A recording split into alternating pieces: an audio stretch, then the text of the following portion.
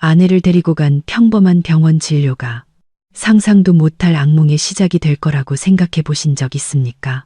그날 저는 아내의 손을 잡고 병원에 들어섰습니다. 그저 간단한 정기 검진일 뿐이라고 생각했죠. 하지만 아내가 소변 검사실로 들어간 직후 의사가 제 곁으로 다가와 귓가에 속삭인 한마디에 온몸에 피가 ඈ는 듯 했습니다. 빨리 경찰에 신고하세요. 왜죠? 제 아내에게 무슨 문제라도 생긴 걸까요? 그 말 뒤에는 과연 무엇이 숨겨져 있었을까요? 다음 날 밝혀진 진실은 모두를 경악하게 했습니다. 그날은 바람이 선선하게 불어오는 쾌청한 날이었지만 제 마음은 천근만근 무거웠습니다. 아내 지은이가 요즘 들어 자꾸 피곤해하고 얼굴은 창백해졌으며 밥도 제대로 먹지 못했기 때문입니다. 제가 계속 재촉한 끝에야 아내는 저와 함께 병원을 찾았습니다. 아직 젊고 착하며 누구보다 성실한 아내였습니다. 저는 그저 빈혈이나 스트레스 때문일 거라고 애써 생각했지만 마음 한구석은 불안하기 짝이 없었습니다. 남자는 강해야 한다고들 하지만 사랑하는 사람이 하루하루 시들어가는 모습을 보면서 어찌 두렵지 않을 수 있겠습니까? 오전에 병원은 사람들로 붐볐고 복도는 환자들로 가득했습니다.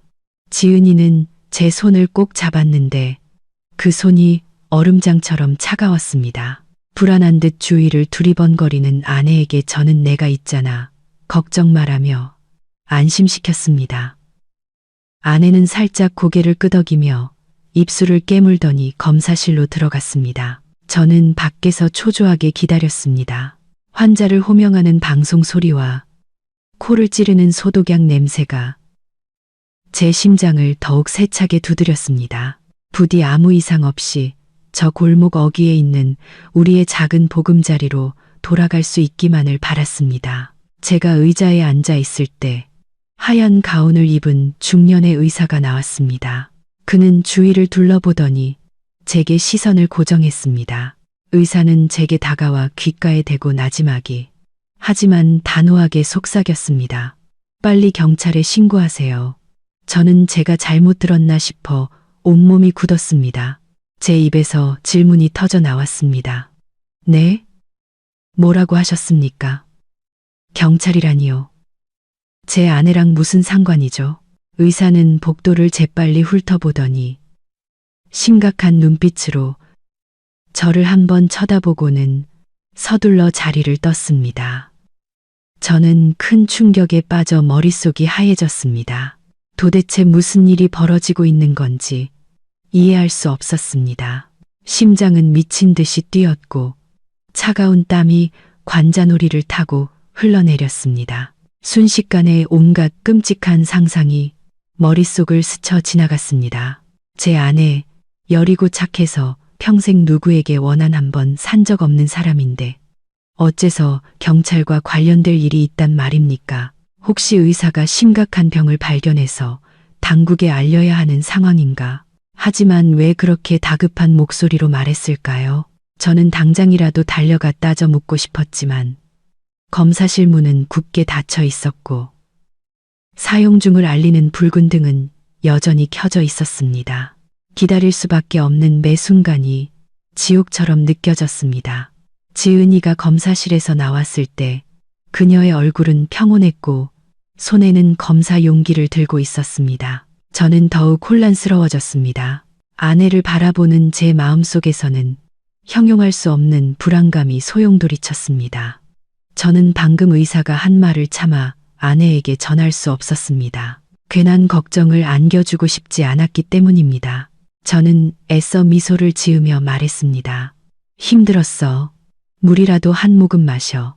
지은이는 제 눈에서 무언가를 읽어내려는 듯 저를 빤히 쳐다보았지만 이내 희미하게 웃으며 고개를 끄덕였습니다. 우리는 안내에 따라 전문 진료과로 이동의 결과를 기다렸습니다. 기다리는 동안 저는 아까 그 속삭임을 떠올렸습니다. 빨리 경찰에 신고하세요. 그 말이 칼날처럼 머릿속을 파고들며 반복되자 저도 모르게 몸서리가 쳐졌습니다. 주위를 둘러보며 그 의사를 찾아보았지만 그는 이미 인파 속으로 사라진 뒤였습니다. 이상한 불안감이 스멀스멀 피어올라 도저히 가만히 앉아 있을 수가 없었습니다. 저는 가끔 지은이를 힐끗 쳐다보았고 아내가 간간히 가슴을 부여잡고 마른 기침을 하는 것을 보며 주먹을 꽉 쥐었습니다. 진정해야 해. 조금만 더 기다렸다가 다시 의사를 만나서 자세히 물어보자고 스스로를 다독였습니다. 마음속에서는 두 가지 상반된 생각이 충돌했습니다. 한편으로는 아내가 끔찍한 병에 걸려서 의사가 경찰에 신고하라고 암시한 것은 아닐까. 예를 들면 감염원을 추적해야 하는 경우처럼 말입니다. 다른 한편으로는 지은이가 저에게 무언가 숨기고 있는 것은 아닐까 하는 의심도 들었습니다. 하지만 저는 곧바로 그 생각을 지워버렸습니다. 그녀는 현명하고 착한 아내였고 단 한 번도 저를 속인 적이 없었습니다. 10년 넘게 함께 살면서 저는 지은이의 사소한 습관 하나까지 모두 알고 있었습니다. 설마 그렇게 큰 비밀을 숨기고 있을 리가 없었습니다. 약 1시간 후 우리는 과장 의사 방으로 불려 들어갔습니다. 그는 안경을 쓰고 두꺼운 서류 뭉치를 뒤적이며 날카로운 눈빛으로 저를 보다가 지은이에게 시선을 옮겼습니다. 그는 생활 습관과 과거 병력에 대해 몇 가지 질문을 쏟아냈습니다. 지은이는 천천히 대답했지만 눈빛은 어딘가 피하는 듯했습니다. 옆에 앉은 저는 공기 중에 팽팽한 긴장감이 흐르는 것을 똑똑히 느낄 수 있었습니다. 그때 의사가 무언가 중요한 말을 하려는 듯 헛기침을 했습니다. 하지만 제 눈과 마주치자 그는 잠시 멈칫하더니 목소리를 낮췄습니다. 일단 오늘은 돌아가시고 자세한 결과는 내일 다시 와서 확인하시죠. 그는 잠시 머뭇거리더니 경고의 의미가 담긴 눈빛으로 저를 빤히 쳐다봤습니다. 저는 그 속삭임이 우연이 아니었음을 직감했습니다. 집으로 돌아오는 길, 지은이는 이상할 정도로 말이 없었습니다. 저는 운전대를 잡고 있었지만 머릿속은 온갖 생각으로 복잡했습니다. 솔직하게 물어보고 싶었지만 아내에게 상처를 줄까 두려웠습니다. 몇 번이나 입을 열려다 그만두었습니다. 익숙하고 아늑했던 작은 집이 오늘따라 유난히 쌀쌀하게 느껴졌습니다. 아내는 의자에 앉아 멍하니 먼 곳을 바라보며 입을 꾹 다물고 있었습니다.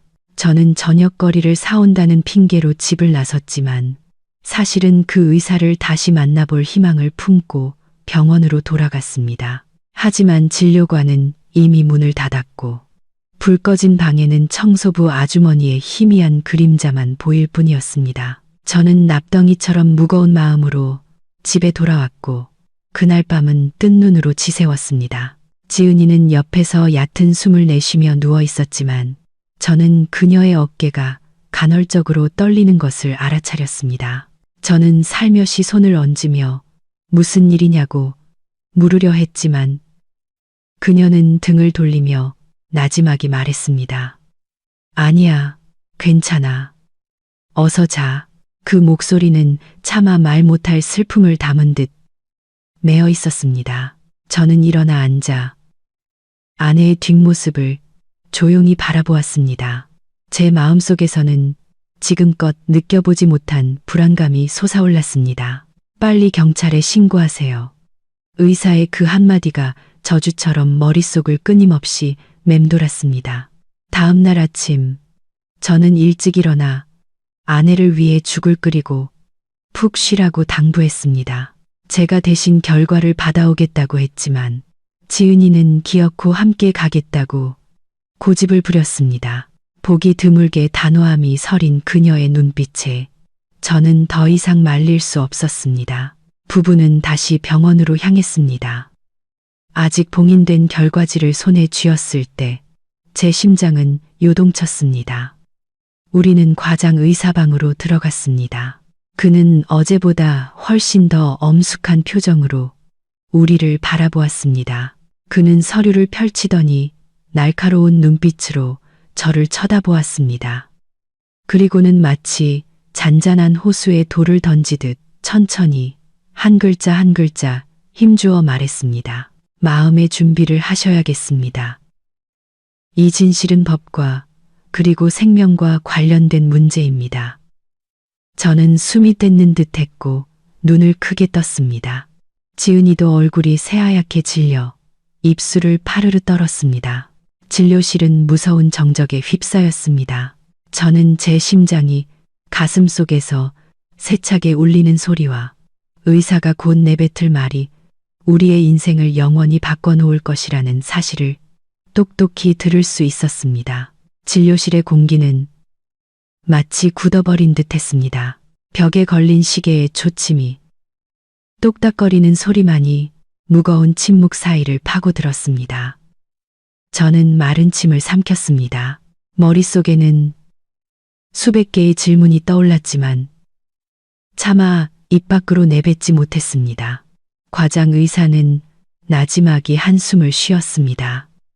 그는 검사 결과지를 책상 위에 내려놓고 한참 동안 저를 바라보다가 무겁고 낮은 목소리로 입을 열었습니다. 진정하셔야 합니다. 검사 결과 아내분의 소변 샘플에서 형사사건에 주로 사용되는 맹독성 물질이 소량 검출되었습니다. 그래서 저희는 즉시 경찰에 신고하시라고 권고할 수밖에 없었습니다. 그 말을 듣는 순간 온몸이 차갑게 식었습니다. 그의 말 한마디 한마디가 망치처럼 제 머리를 내리쳤습니다. 저는 더듬거리며 말했습니다. 독극물이요. 그럴 리가요. 제 아내는 그런 일과는 전혀 관련이 없는 사람입니다. 분명히 뭔가 착오가 있었을 겁니다.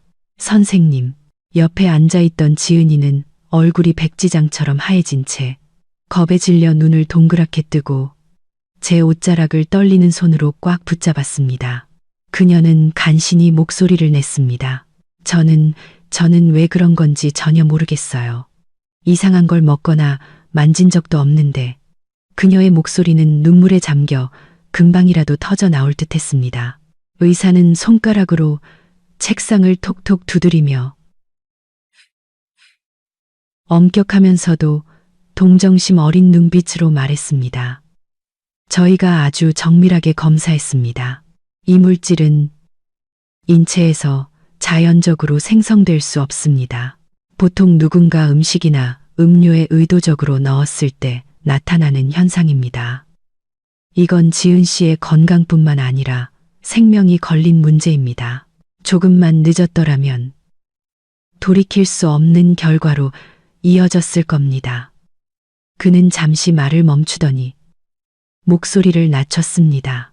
그래서 제가 어제 선생님께 귓속말을 할 수밖에 없었던 겁니다. 이건 가볍게 넘길 사안이 아닙니다. 그 말을 듣자 심장이 멎는 것 같았고 숨막히는 기분이 저를 덮쳤습니다. 제 아내가 독살당하고 있었다니 누가 이토록 잔인한 짓을 할 수 있단 말입니까? 저는 지은이의 손을 꽉 잡았습니다. 그녀의 손은 얼음장처럼 차가웠고 마치 악몽에서 막 깨어난 사람처럼 식은땀이 흥건했습니다. 저는 의사의 눈을 똑바로 쳐다보며 이를 악물고 물었습니다. 선생님, 솔직하게 말씀해 주십시오. 이게 얼마나 심각한 상황입니까? 제 아내를 살릴 수 있습니까? 의사는 고개를 끄덕이며 침울한 눈빛으로 말했습니다. 조기에 발견했고 독의 근원을 차단하면 살릴 수 있습니다. 하지만 중요한 것은 누가 이 배후에 있는지를 밝혀내는 것입니다. 그렇지 않으면 아내분은 결코 안전할 수 없을 겁니다. 저는 할 말을 잃었습니다. 모든 것이 빙글빙글 돌았고 수많은 얼굴들이 머릿속에 떠올랐습니다. 누가 우리 부부를 해치려 했는지 생각해 보려 했지만 아무것도 떠오르지 않았습니다. 우리는 조용히 살았고 누구와도 원한을 진 적이 없었기 때문입니다. 저는 지은이를 돌아보았습니다. 그녀는 입술을 굳게 깨물고 있었고 그 눈에는 두려움과 무력감이 뒤섞여 있었습니다. 저는 그녀의 어깨를 꽉 끌어안으며 속삭였습니다. 내가 무슨 일이 있어도 널 지켜줄게. 약속할게. 눈물이 지은이의 뺨을 타고 흘러내렸습니다. 그녀는 제 가슴에 얼굴을 묻었고 어깨는 가늘게 떨리고 있었습니다. 의사는 천천히 말을 이었습니다. 두 분은 이 사실을 비밀로 하시고 다른 사람에게 절대 알리지 마십시오. 제가 관련 서류를 수사기관에 전달하겠습니다. 하지만 다시 한번 말씀드리지만 지은 씨의 목숨이 위협받고 있습니다. 각별히 조심하셔야 합니다. 그는 말을 멈추고 무언가 더 당부하려는 듯 저를 쳐다보았지만 이내 입을 다물었습니다. 아마 작은 실수 하나가 배우의 범인을 더 자극할 수 있다고 생각한 모양입니다. 우리는 무거운 마음으로 진료실을 나섰습니다. 지은이는 제 손을 어찌나 세게 잡았는지 손톱이 살을 파고드는 것이 느껴졌습니다. 병원 문을 나서자 아침 햇살이 쏟아졌지만 제 눈에는 온통 잿빛으로 보였습니다. 돌아오는 길, 지은이는 넋이 나간 얼굴로 침묵을 지켰습니다. 저는 운전을 하면서도 마음속으로 격렬하게 갈등했습니다. 가족에게 말해야 할까? 아니면 숨겨야 할까? 바로 경찰에 신고해야 할까? 아니면 단서를 더 찾아볼 시간을 벌어야 할까? 머릿속은 출구를 찾을 수 없는 미로처럼 복잡했습니다. 집에 도착해서 저는 지은이를 소파에 앉혔습니다. 그녀는 저를 꽉 껴안으며 떨리는 목소리로 말했습니다. 여보, 누가 날 죽이려 하는 걸까요? 난 누구에게도 잘못한 게 없는데. 혹시 지은이는 말을 잇지 못하고 황급히 손으로 입을 막았습니다. 그 눈에는 공포가 서려 있었습니다. 저는 아내의 손을 잡고 힘주어 말했습니다. 무슨 생각이든 말해봐. 내가 있잖아. 난 당신을 믿을 거야. 지은이는 눈물을 흘리며 메인 목소리로 말했습니다. 혹시 가족 중에 누가 내가 살아있는 걸 원치 않는 건 아닐까 무서워요. 그 말은 마치 제 귀에 꽂히는 벼락과 같았습니다. 저는 아무 말도 하지 못하고 머릿속이 텅 비었습니다. 가족이라니, 설마 혈육이 그렇게 잔인한 짓을 저지를 수 있단 말인가?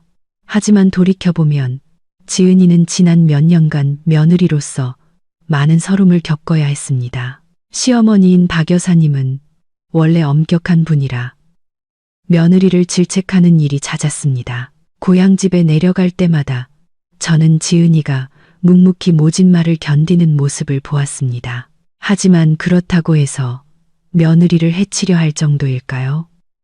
그 생각에 이르자 저도 모르게 몸서리가 쳐졌습니다. 끔찍한 생각이 머리를 스쳤지만 저는 황급히 고개를 저었습니다. 아무리 그래도 어머니인데 믿을 수 없었습니다. 그날 밤 집은 침묵에 잠겼습니다. 지은이는 제 옆에 누워 가끔씩 깜짝 놀라며 잠에서 깼고 어둠 속을 내탄 눈으로 바라보곤 했습니다. 제가 계속 등을 토닥여준 후에야 겨우 잠이 들었지만 저는 한숨도 잘 수 없었습니다. 의사의 말, 지은이의 겁에 질린 눈빛, 모든 것이 뒤섞여 악몽처럼 저를 짓눌렀습니다. 저는 이 순간부터 우리 가족의 삶이 예전처럼 평온하지 않을 것임을 직감했습니다. 어떤 비밀이 서서히 드러나며 우리를 예상치 못한 소용돌이 속으로 끌어들이고 있었습니다. 다음 날 아침, 저는 경찰에서 일하는 친한 친구인 김 형사에게 전화를 걸기로 결심했습니다. 저는 아직 떨리는 목소리로 사건의 개요를 간략하게 설명했습니다. 김 형사는 한참 동안 침묵하더니 말했습니다. 이건 아주 심각한 사건이야. 절대 섣불리 행동하지 마. 정보를 철저히 비밀로 하고 아내 주변의 모든 것을 자세히 지켜봐. 우리가 비밀리에 수사에 착수할게. 김 형사의 말은 저를 더욱 불안하게 만들었지만 동시에 이 상황에서 유일한 의지처가 되어주었습니다. 적어도 이제 혼자는 아니었습니다. 지은이는 부엌에 앉아 김이 모락모락 나는 죽 그릇을 멍하니 바라보고 있었습니다. 저는 그녀 옆에 앉아 이마에 헝클어진 머리카락을 부드럽게 넘겨주며 말했습니다. 너무 많이 생각하지 마. 우리 꼭 이겨낼 수 있을 거야. 하지만 제 마음속으로는 폭풍우가 이제 막 시작되었음을 알고 있었습니다. 지은이를 해치려는 자는 아직 저밖에, 어쩌면 우리 아주 가까이에 있을지도 모릅니다. 그리고 평범한 남편이었던 저는 이제 이 위험한 암투 속에서 아내를 지키는 방패가 되어야만 했습니다. 지은이는 저를 바라보았습니다. 그 눈빛에는 극심한 공포와 함께 깊은 믿음이 담겨 있었습니다. 저는 그녀를 품에 안았고 머릿속에는 조용한 맹세가 울려 퍼졌습니다. 그자가 누구든, 가족이든 타인이든 반드시 정체를 밝혀내겠어. 내가 꼭 당신을 지켜줄게. 그 후 며칠 동안 집안의 공기는 마치 지붕 위에 먹구름이 들이운 것처럼 무겁게 가라앉았습니다. 지은이는 거의 식사를 하지 못하고 그저 조용히 앉아 먼 곳을 바라볼 뿐이었습니다. 저는 아무렇지 않은 척 꽃을 사와서 꽂고 그녀가 좋아하는 음식을 만들었지만 아내의 눈에 서린 불안감을 지울 수는 없었습니다. 지은이의 초췌한 모습을 볼 때마다 제 마음속에서는 울분이 치밀어 올랐습니다. 누군가가 그녀의 목숨을 빼앗으려 한다는 것을 똑똑히 알고 있었지만 그 범인이 누구인지는 여전히 짙은 어둠 속에 가려져 있었습니다. 어느 날 저녁, 우리가 식사를 하고 있을 때 제 전화벨이 울렸습니다. 어머니 박 여사님이었습니다. 익숙하면서도 늘 엄격한 목소리가 들려왔습니다. 이번 주말에 둘 다 고향으로 내려오너라. 온 가족이 모였으면 좋겠다. 저는 지은이의 건강이 아직 좋지 않아 잠시 망설였지만 어머니는 제게 거절할 기회를 주지 않았습니다. 핑계 대지 마라. 네. 아내가 아프면 더더욱 와야지. 내가 한번 봐야겠다. 며느리라는 애가 맨날 골골대서 집안일도 제대로 못하니. 저는 식탁 밑으로 지은이의 손을 잡았습니다. 그녀의 손이 차갑고 가늘게 떨리는 것이 느껴졌습니다. 전화를 끊자 지은이는 눈물이 그렁그렁한 채 저를 바라보며 말했습니다. 여보, 전 가고 싶지 않아요. 무서워요. 저는 말을 잃었습니다. 지난밤 지은이가 했던 말, 혹시 가족 중에 누가 라는 말이 머릿속에서 울렸습니다. 저는 한숨을 쉬며 아내를 품에 안았습니다. 알아. 하지만 우리가 안 가면 어머니께서 서운해하실 거야. 그리고 나도 집에 무슨 이상한 점이 있는지 한번 살펴보고 싶어. 걱정 마. 내가 옆에 있을게. 그날 저는 철저히 준비했습니다. 아침 식사는 제가 직접 만들었고 지은이가 먹고 마시는 모든 것을 확인했으며 낯선 것은 절대 손대지 못하게 했습니다. 저는 몰래 김 형사에게도 전화를 걸어 혹시 무슨 일이 생기면 즉시 개입해달라고 부탁했습니다. 주말 오후 우리는 고향집에 도착했습니다. 대문을 들어서자마자 어머니가 의자에 앉아 지은이를 위아래로 훑어보는 날카로운 시선이 느껴졌습니다. 어머니는 퉁명스럽게 말했습니다. 그렇게 창백한 얼굴로 아프다고 하는 거냐? 남의 집 며느리들은 일하면서 집안일까지 다 하는데 넌 어째 그 모양이냐? 지은이는 고개를 숙인 채 묵묵히 듣고만 있었습니다. 아내의 눈가가 붉어지는 것을 보고 가슴이 미어졌지만 저는 꾹 참았습니다. 그날 저녁 식사는 맛있는 음식으로 가득했습니다. 어머니는 계속해서 지은이의 밥그릇에 반찬을 놓아주며 쏘아붙이듯 말했습니다. 기운나게 좀 먹어라. 그렇게 비실거려서야 어디 쓰겠니? 여자가 애 낳을 생각도 안 하고 집안 건사할 생각도 안 하면 뭐가 되겠어. 저는 음식 하나하나를 쳐다보며 경계심을 늦추지 않았습니다. 의사의 말을 기억하며 아내의 밥그릇에 놓이는 음식 한 점, 한 점을 조심스럽게 살폈습니다. 지은이는 고개를 숙인 채 마지못해 몇 숟갈 뜨는 둥 마는둥했고 그 눈빛에는 불안감이 가득했습니다. 식사 후 저는 몰래 상황을 살폈습니다.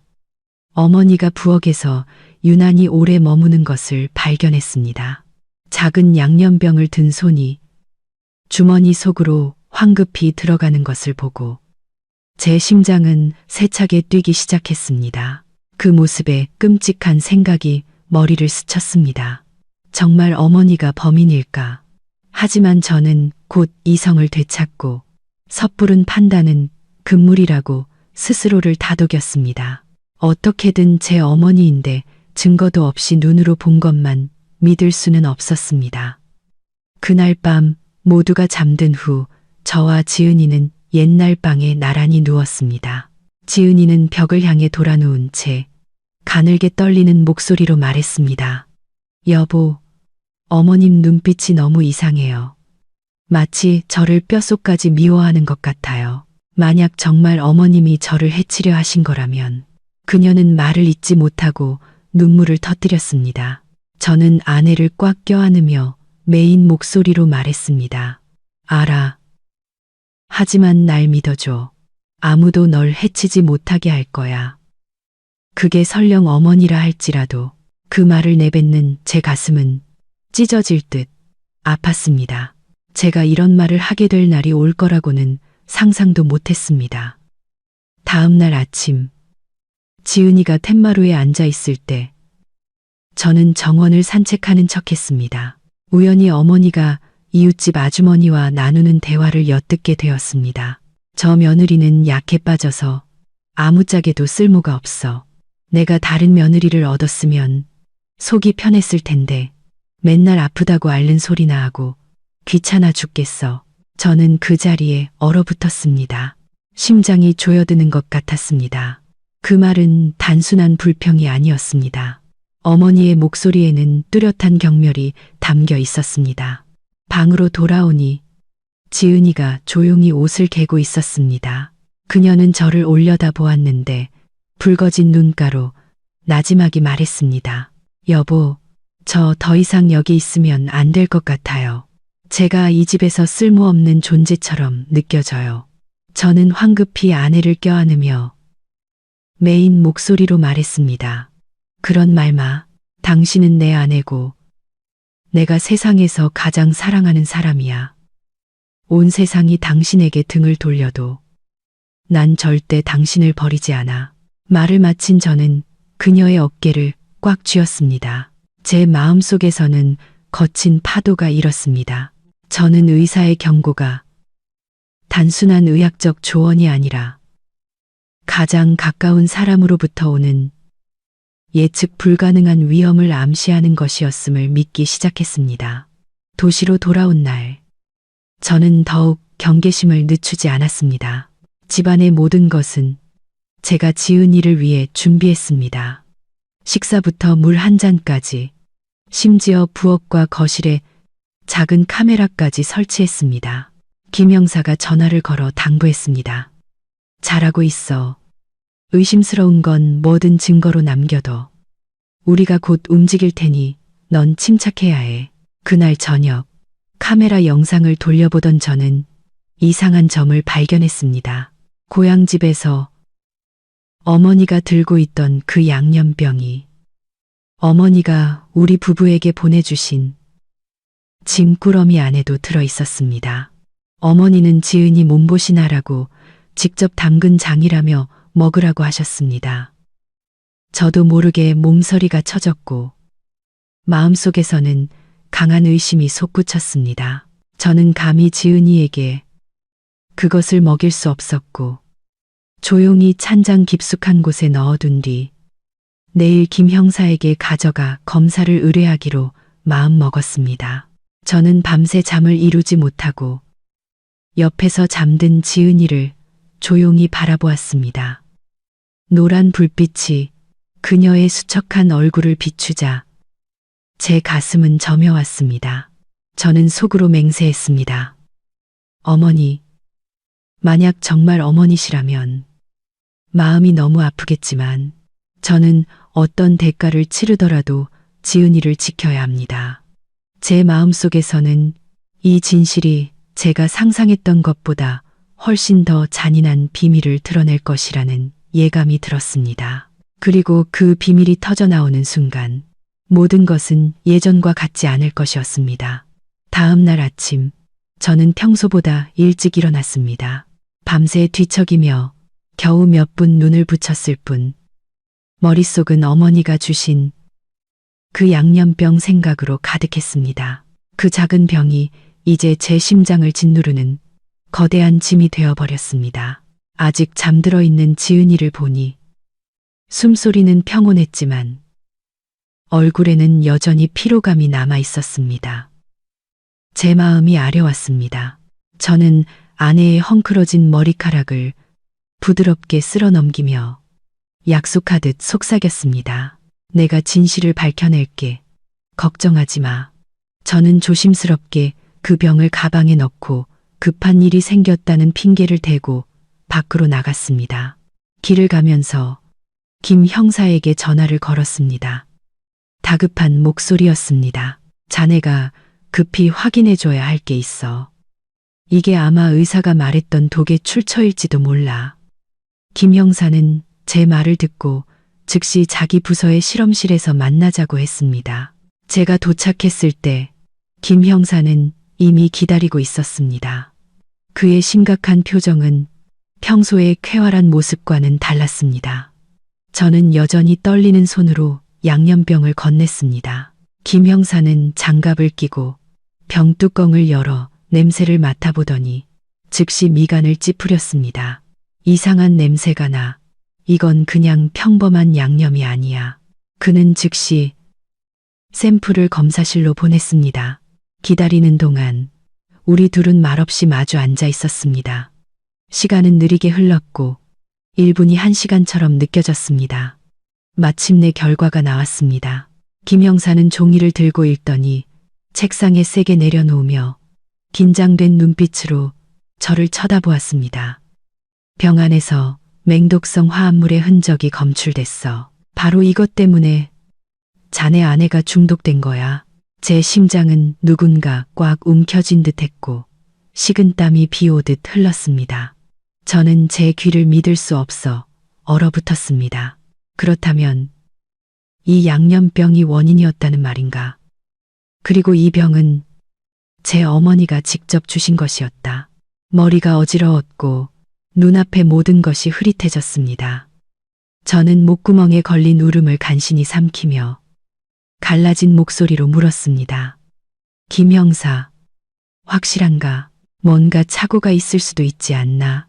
김 형사는 제 눈을 똑바로 보며 또박또박 말했습니다.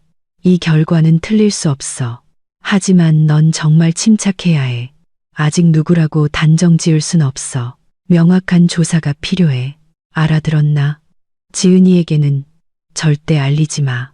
더 큰 충격을 받을 테니까. 저는 고개를 끄덕였지만 마음은 수천 개의 칼에 찔린 듯 했습니다. 아직 확실한 증거는 없었지만 이제 모든 의심은 제 어머니에게로 향했습니다. 왜 어머니였을까요? 그동안의 모진 말과 미움이 며느리를 죽이고 싶을 정도의 증오로 변해버린 걸까요? 그 생각에 이르자 심장이 뒤틀리는 것 같았습니다. 한쪽은 저를 낳아주시고 길러주신 어머니, 다른 한쪽은 10년 넘게 기쁨과 슬픔을 함께 나눈 현명한 아내. 저는 두 개의 잔인한 경계선 사이에 갇혀버렸습니다. 집에 돌아오자 지은이가 기대에 찬 얼굴로 저를 맞았습니다. 그녀는 바로 물었습니다. 아침 일찍 어디 갔었어요? 걱정했어요. 저는 당황하며 아내의 손을 살며시 잡고 억지 미소를 지으며 말했습니다. 그냥 친구 좀 만나고 왔어. 일 때문에. 걱정 마. 하지만 지은이의 눈빛에서 저는 뚜렷한 의심을 읽었습니다. 아마 그녀는 무언가 직감했겠지만 침묵을 선택한 듯 했습니다. 그 후 며칠 동안 저는 찢어지는 마음으로 살았습니다. 지은이는 날이 갈수록 더 쇠약해졌습니다. 그녀가 힘겹게 음식을 삼키는 모습을 볼 때마다 제 마음은 더욱 조여왔습니다. 저는 그 양념병을 깊숙이 숨겼지만 그 그림자는 계속해서 저를 괴롭혔습니다. 저는 어머니의 모든 전화를 주의 깊게 살피기 시작했습니다. 이상하게도 어머니는 평소의 무관심과는 달리 지은이의 건강에 대해 계속해서 물었습니다. 하지만 그 말 속에서 저는 여전히 어색함, 심지어 무언가를 떠보는 듯한 느낌을 받았습니다. 어느 날 저녁 제가 부엌을 정리하려는데 지은이가 제가 양념병을 숨겨둔 찬장을 멍하니 바라보고 있는 것을 발견했습니다. 그녀는 눈물이 가득한 눈으로 돌아보며 말했습니다. 저한테 뭐 숨기는 거 있죠? 당신이 예전 같지 않다는 걸 느껴요. 저는 할 말을 잃었습니다. 어떻게 대답해야 할지 몰랐습니다. 결국 저는 그녀를 꽉 껴안으며 속삭였습니다. 숨기는 거 아니야. 그냥 당신이 평안했으면 해서 그래. 조금만 더 기다려줘. 그러면 전부 말해줄게. 제 마음속은 폭풍우가 몰아치고 있었습니다. 만약 검사 결과가 사실이라면 저는 어머니를 어떻게 대해야 할까요? 어떻게 이 잔인한 진실을 받아들일 수 있을까요? 하지만 제가 침묵하면 지은이는 계속 위험에 처할 것입니다. 가족 간의 정과 부부의 의리 사이에서 저는 결정을 내려야만 했습니다. 다음 날 김 형사가 저에게 전화를 걸었습니다. 그의 목소리는 한층 낮아져 있었습니다. 우리는 상부에 보고했고 당분간 비밀리에 수사를 진행할 거야.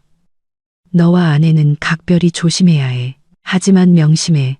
절대 섣불리 행동하거나 가족 중 누구에게도 네 의심을 드러내서는 안 돼. 만약 배후의 인물이 정말 가족이라면 네가 의심하는 걸 알수록 더 빨리 손을 쓸 가능성이 높아. 저는 그 말을 듣고 몸을 떨었습니다. 지금까지 살면서 이렇게 작고 무력하게 느껴진 적은 없었습니다. 하지만 옆을 보니 지은이가 여전히 힘겹게 미소를 지으려 애쓰고 있었습니다. 제 마음속에서는 다시 힘이 솟아났습니다. 저는 무너질 수 없었습니다. 그날 지은이가 쉬고 있을 때 저는 베란다에 혼자 앉아 있었습니다. 해질녘 희미한 햇살 속에서 저는 휴대폰을 켜 김 형사가 보낸 검사 결과 사진을 다시 보았습니다. 그 차갑고 무미건조하지만 가슴을 애는 글자들이 제 심장을 파고들었습니다. 저는 눈을 감고 스스로에게 다짐하듯 속삭였습니다. 진실이 아무리 잔인해도 마주해야만 해. 지은이, 내가 당신을 지켜야 해. 바로 그때 제 휴대폰이 울렸습니다. 어머니였습니다. 저는 잠시 망설이다 전화를 받았습니다. 어머니의 목소리는 평소보다 부드럽게 들렸습니다. 아들아, 요즘 지은이 건강은 좀 어떠냐? 밥은 잘 먹고 뭐 더 보내줄 것 없니? 저는 순간 몸서리가 쳐졌고 불안한 기분이 솟구쳤습니다. 어머니는 며느리에게 이렇게까지 신경 쓴 적이 없었습니다. 저는 애써 평정심을 유지하며 말했습니다. 네, 아직 약하지만 제가 잘 챙기고 있어요.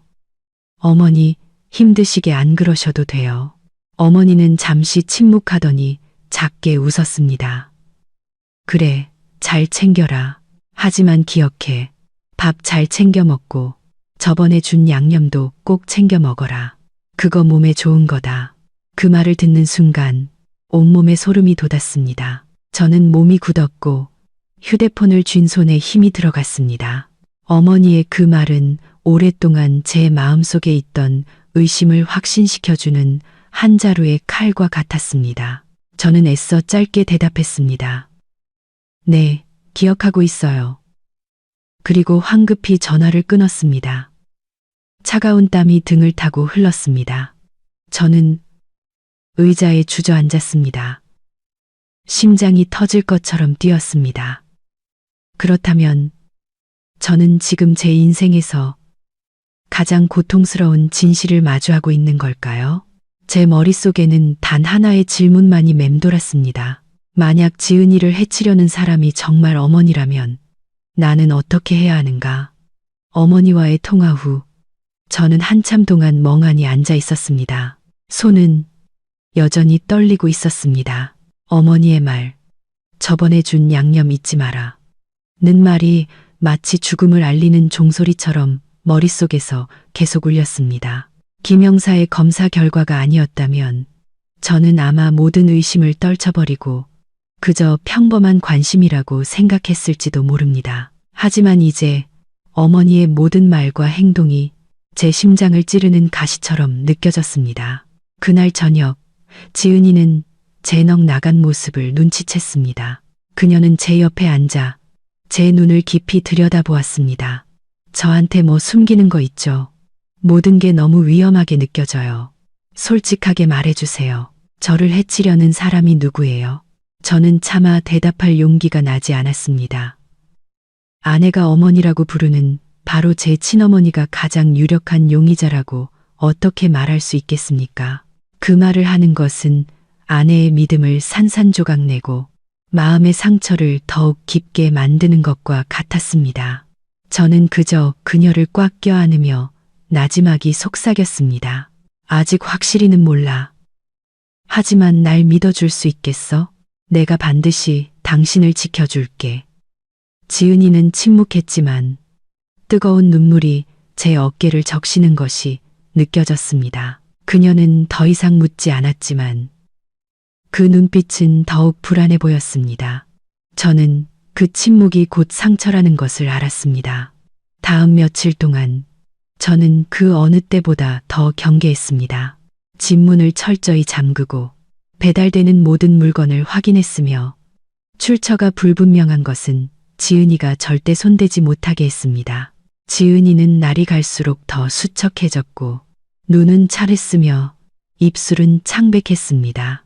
아내가 힘겹게 죽 한 숟가락을 삼키는 모습을 볼 때마다 제 마음속에서는 형용할 수 없는 분노가 치밀어 올랐습니다. 만약 정말 누군가 몰래 해치고 있다면 그자는 제가 상상했던 그 어떤 적보다도 더 악독한 존재였습니다. 어느 날 오후 어머니에게서 전화가 걸려왔습니다. 목소리는 이상할 정도로 다정했습니다. 아들아, 다음 주에 고향으로 내려오너라. 할 중요한 얘기가 있다. 지은이도 꼭 데려오고. 우리 며느리가 보고 싶구나. 그 말을 듣자 온몸에 소름이 돋았습니다. 지난 몇 년간 어머니는 지은이가 보고 싶다고 말한 적이 한 번도 없었고 다정한 말 한마디 건넨 적도 없었습니다. 그런데 이제 와서 저렇게 말씀하시다니 저는 애써 평정심을 유지하며 말했습니다. 내 일정 한번 볼게요. 하지만 제 마음속으로는 이미 결심했습니다. 이번 고향 방문에서는 몇 배로 더 조심해야겠다고 저는 김 형사에게 이 사실을 알렸습니다. 그는 즉시 엄한 목소리로 말했습니다. 그분이 함정을 파고 있을 가능성이 있어. 하지만 넌 정말 냉정해야 해. 절대 의심을 드러내지 마. 우리가 비밀리에 사람을 붙여 감시할 테니 조금이라도 허점이 보이면 배우의 인물이 드러날 거야. 저는 고개를 끄덕였지만 마음은 여전히 복잡했습니다. 증거가 손에 있었지만 저를 힘들게 키워주신 어머니가 며느리에게 그런 짓을 할 수 있다는 것을 아직도 믿을 수 없었습니다. 고향으로 내려가는 날, 하늘에서는 부슬비가 내렸습니다. 흙길은 미끄러웠고 차는 느릿느릿 움직였습니다. 옆자리에 앉은 지은이는 제 손을 꼭 잡고 있었고 그 눈에는 불안감이 가득했습니다. 저는 억지 미소를 지으며 말했습니다. 내가 있잖아. 걱정 마. 하지만 제 마음도 그에 못지않게 불안했습니다. 대문 앞에 도착하니 어머니가 이미 나와 기다리고 계셨습니다. 어머니는 반갑게 말했습니다. 그래, 왔구나. 어서 들어오너라. 맛있는 거 많이 해놨다. 지은이는 고개를 숙여 인사했고 그 얼굴은 창백했습니다. 저는 어머니가 아내를 훑어보는 날카로운 시선 속에 읽기 힘든 무언가가 스쳐 지나가는 것을 똑똑히 보았습니다. 식사 자리에서 어머니는 계속해서 지은이에게 음식을 집어주며 다정하게 말했습니다. 많이 먹어라, 얘야. 너무 말랐구나. 몸보신을 해야 기운이 나지. 저는 음식 하나하나를 쳐다보며 심장이 쿵쾅거렸습니다. 어머니가 음식을 집어줄 때마다 저는 황급히 끼어들었습니다. 제가 집어줄게요. 어머니 쉬세요. 어머니는 저를 힐끗 쳐다보았고 그 눈빛은 순간 차갑게 변했지만 이내 다시 웃었습니다. 그래, 네가 집어주렴. 지은이 많이 먹으라고 하고. 저는 아내를 쳐다보았습니다. 그녀는 어색해하며 겨우 몇 숟갈 뜨는 둥 마는 둥 했고 얼굴은 긴장으로 굳어 있었습니다. 식사 후 저는 담배를 피운다는 핑계로 밖에 나갔지만 사실은 문 옆에 숨어 아내 동정을 살폈습니다. 부엌에서 어머니가 누군가와 속삭이는 소리가 들렸습니다. 이번에는 확실하게 해야 해. 계속 이렇게 빠져나가게 둘 순 없어. 저는 그 자리에 얼어붙었습니다.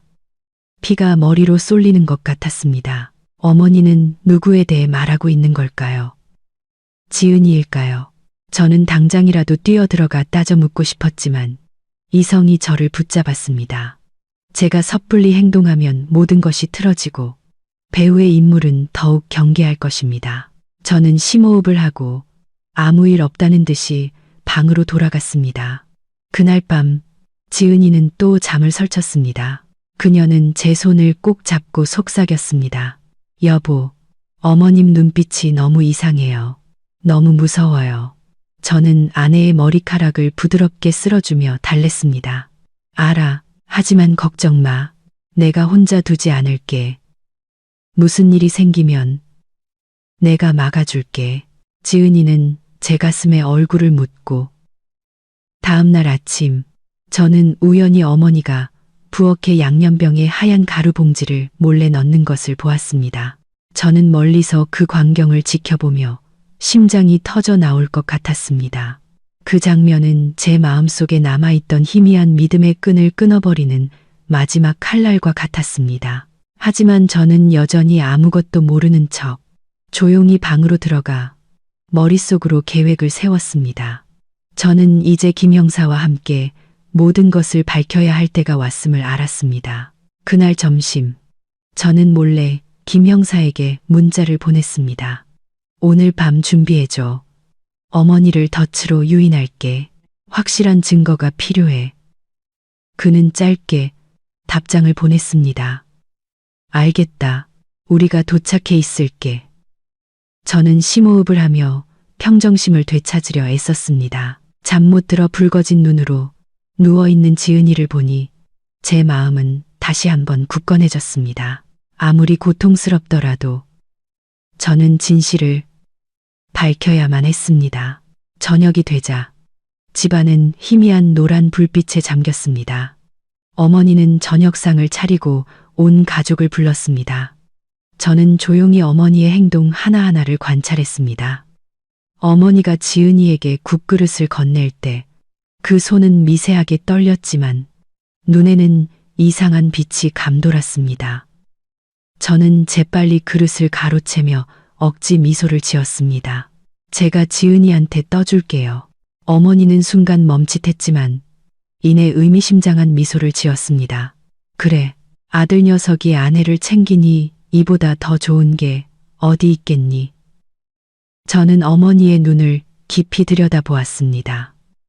가슴이 찢어질 듯 아팠습니다. 만약 제가 본 모든 것이 사실이라면 저는 지금 제 인생에서 가장 잔인한 진실을 마주하고 있는 것이었습니다. 하지만 저는 알았습니다. 조금만 더 지나면 모든 것이 드러날 것이라는 것을. 그리고 그 순간 우리 가족은 결코 예전과 같지 않을 것이었습니다. 그날 밤 억지로 평정심을 유지하며 저녁 식사를 마친 후 저는 지은이 옆에서 뜬 눈으로 누워 있었습니다. 아내는 피곤했는지 어느새 잠이 들었지만 짧고 거친 숨소리를 들으며 저는 도저히 잠을 이룰 수 없었습니다. 저는 이제 모든 것을 밝혀야 할 때가 왔다고 생각했습니다. 이대로 두면 지은이는 계속해서 해를 입을 것이고 우리는 영원히 악몽 속에서 살게 될 것입니다. 저는 휴대폰을 들어 김 형사에게 문자를 보냈습니다. 모든 준비는 끝났어. 오늘 밤 어머니가 다시 손을 쓸지도 몰라. 준비해줘. 몇 초 후 답장이 왔습니다. 걱정 마. 집 주변에 사람을 배치해뒀어. 계획대로만 해. 저는 휴대폰을 끄고 처마 끝에서 떨어지는 빗소리를 들으며 조용히 누워 있었습니다. 어둠 속에서 저는 아이처럼 몸을 웅크리고 제 옷자락을 꼭 쥔 채 잠든 지은이를 바라보았습니다. 저는 등을 토닥이며 속삭였습니다. 걱정 마. 내가 지켜줄게. 내일이면 모든 게 분명해질 거야. 그렇게 말했지만 제 마음속은 폭풍우가 몰아치고 있었습니다. 제가 곧 법 앞에 세우게 될 사람이 저를 낳아주고 평생 키워주신 제 어머니일지도 모른다는 생각. 그 생각에 심장이 두 조각으로 찢어지는 듯 했습니다. 자정이 가까워질 무렵 부엌에서 희미한 소리가 들렸습니다. 저는 눈을 떴습니다. 심장이 쿵쾅거렸습니다. 조심스럽게 지은이의 손을 놓고 저는 소리 없이 아래층으로 내려갔습니다. 부엌의 노란 불빛이 문틈으로 새어나와 익숙한 그림자를 비추고 있었습니다. 제 어머니 박 여사님이 식탁에서 무언가를 분주하게 하고 계셨습니다. 저는 숨을 죽이고 벽에 기대어 문틈으로 엿보았습니다. 식탁 위에는 그 양념병과 작은 흰가루 봉지가 놓여 있었습니다. 어머니는 떨리는 손으로 병뚜껑을 열고 그 봉지에서 가루를 부어 넣은 뒤 휘저었습니다. 어머니의 얼굴은 긴장으로 굳어 있었고 누가 볼세라 주위를 살피는 눈빛이었습니다. 저는 온몸이 마비되는 것 같았습니다.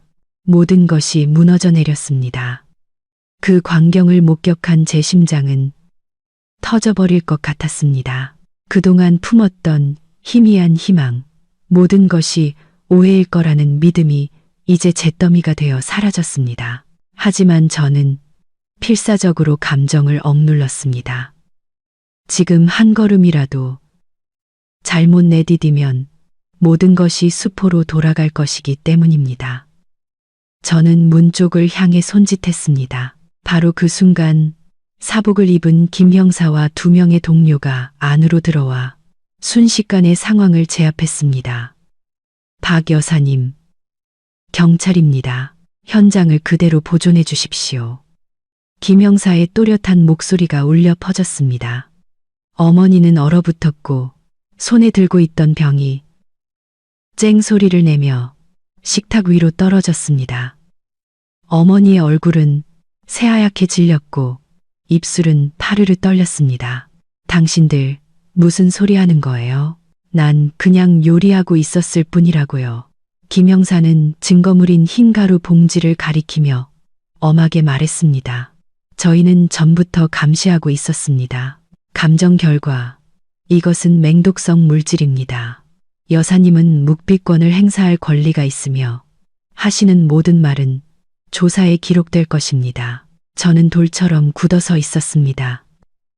제가 평생 존경해온 어머니가 지금 제 눈앞에서 범죄자처럼 두 손을 붙들려 있었습니다. 어머니는 저를 보며 두려움과 애원이 뒤섞인 눈빛으로 말했습니다.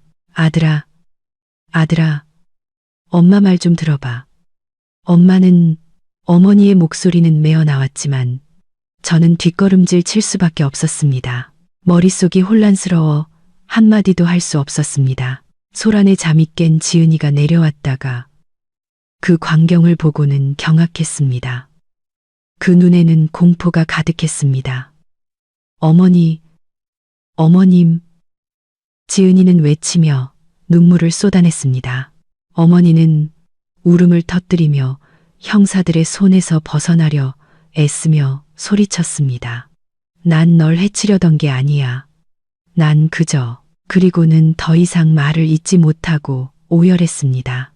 김 형사는 동료에게 어머니를 붙들라고 신호하고 저를 돌아보며 말했습니다.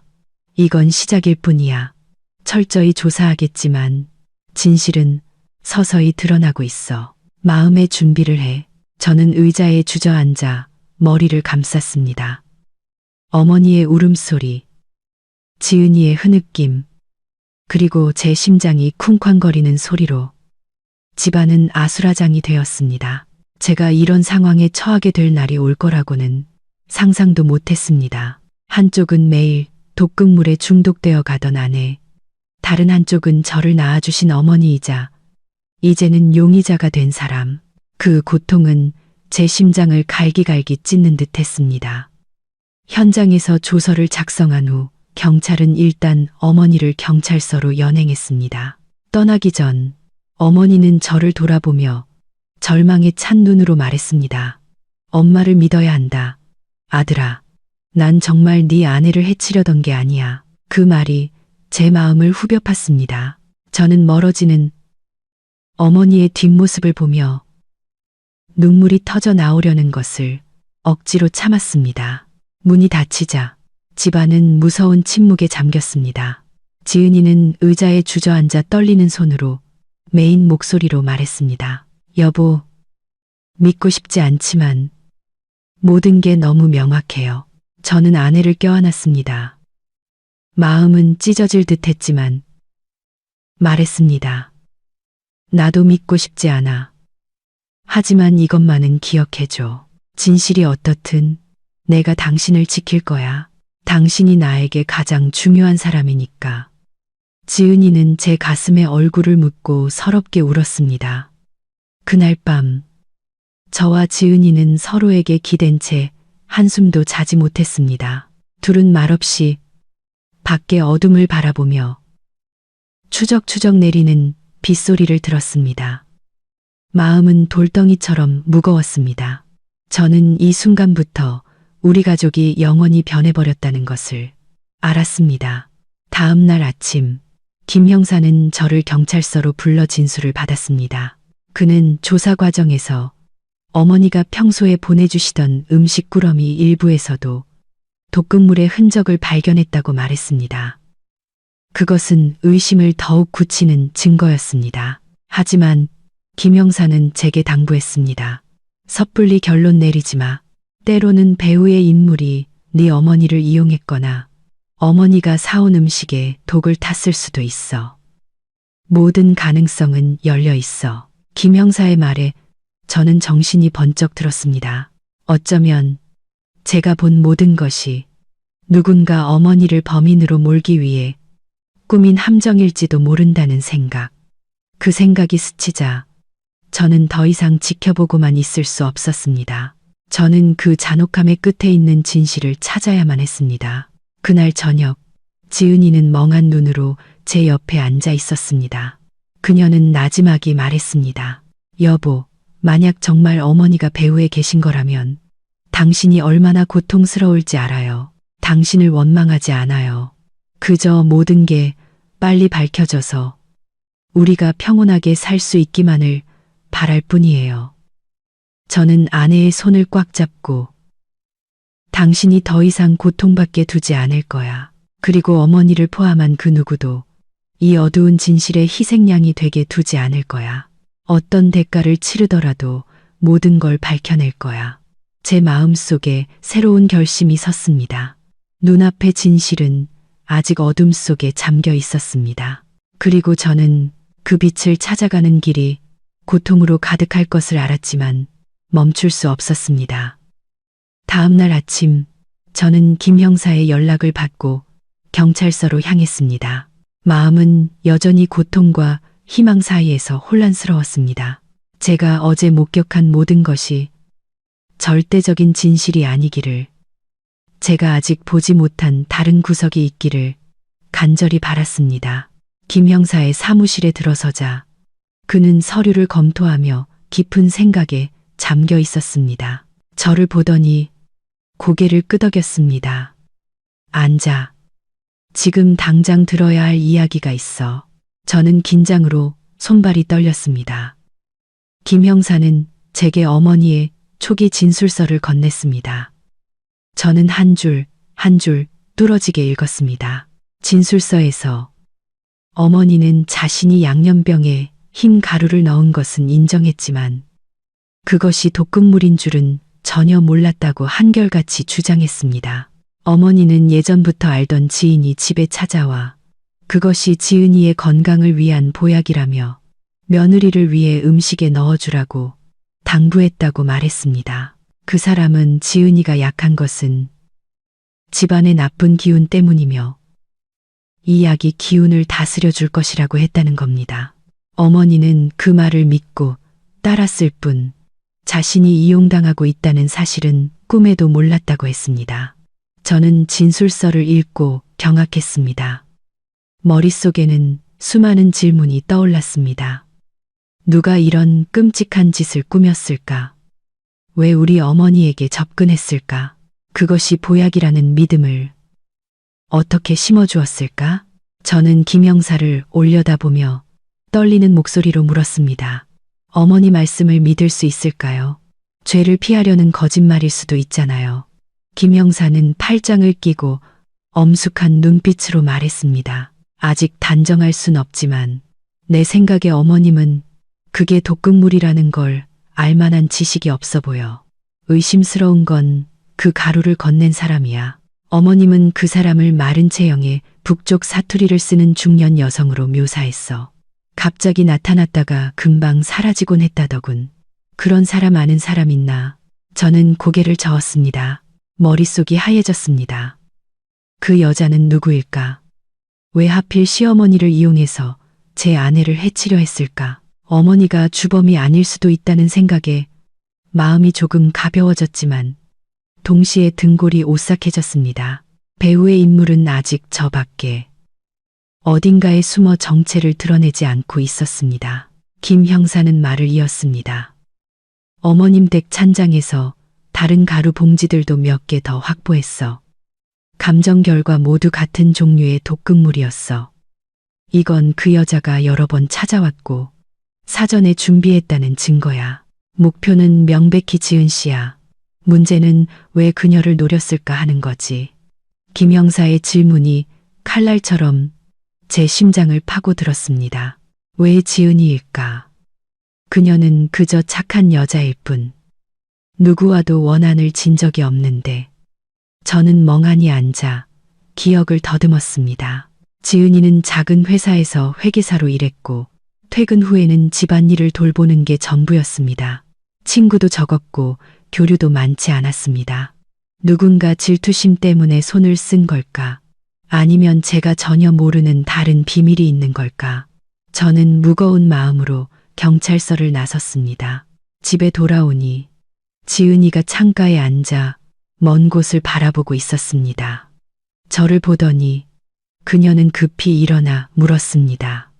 어머님은 어떠세요? 정말 어머님이? 저는 아내의 차가운 손을 잡고 그녀의 눈을 똑바로 바라보며 말했습니다. 어머니가 직접 해치려 한 게 아니야. 이용당하신 거야. 낯선 여자가 어머니께 그 가루를 주면서 보약이라고 속였대. 그 여자가 진짜 위험한 사람이야.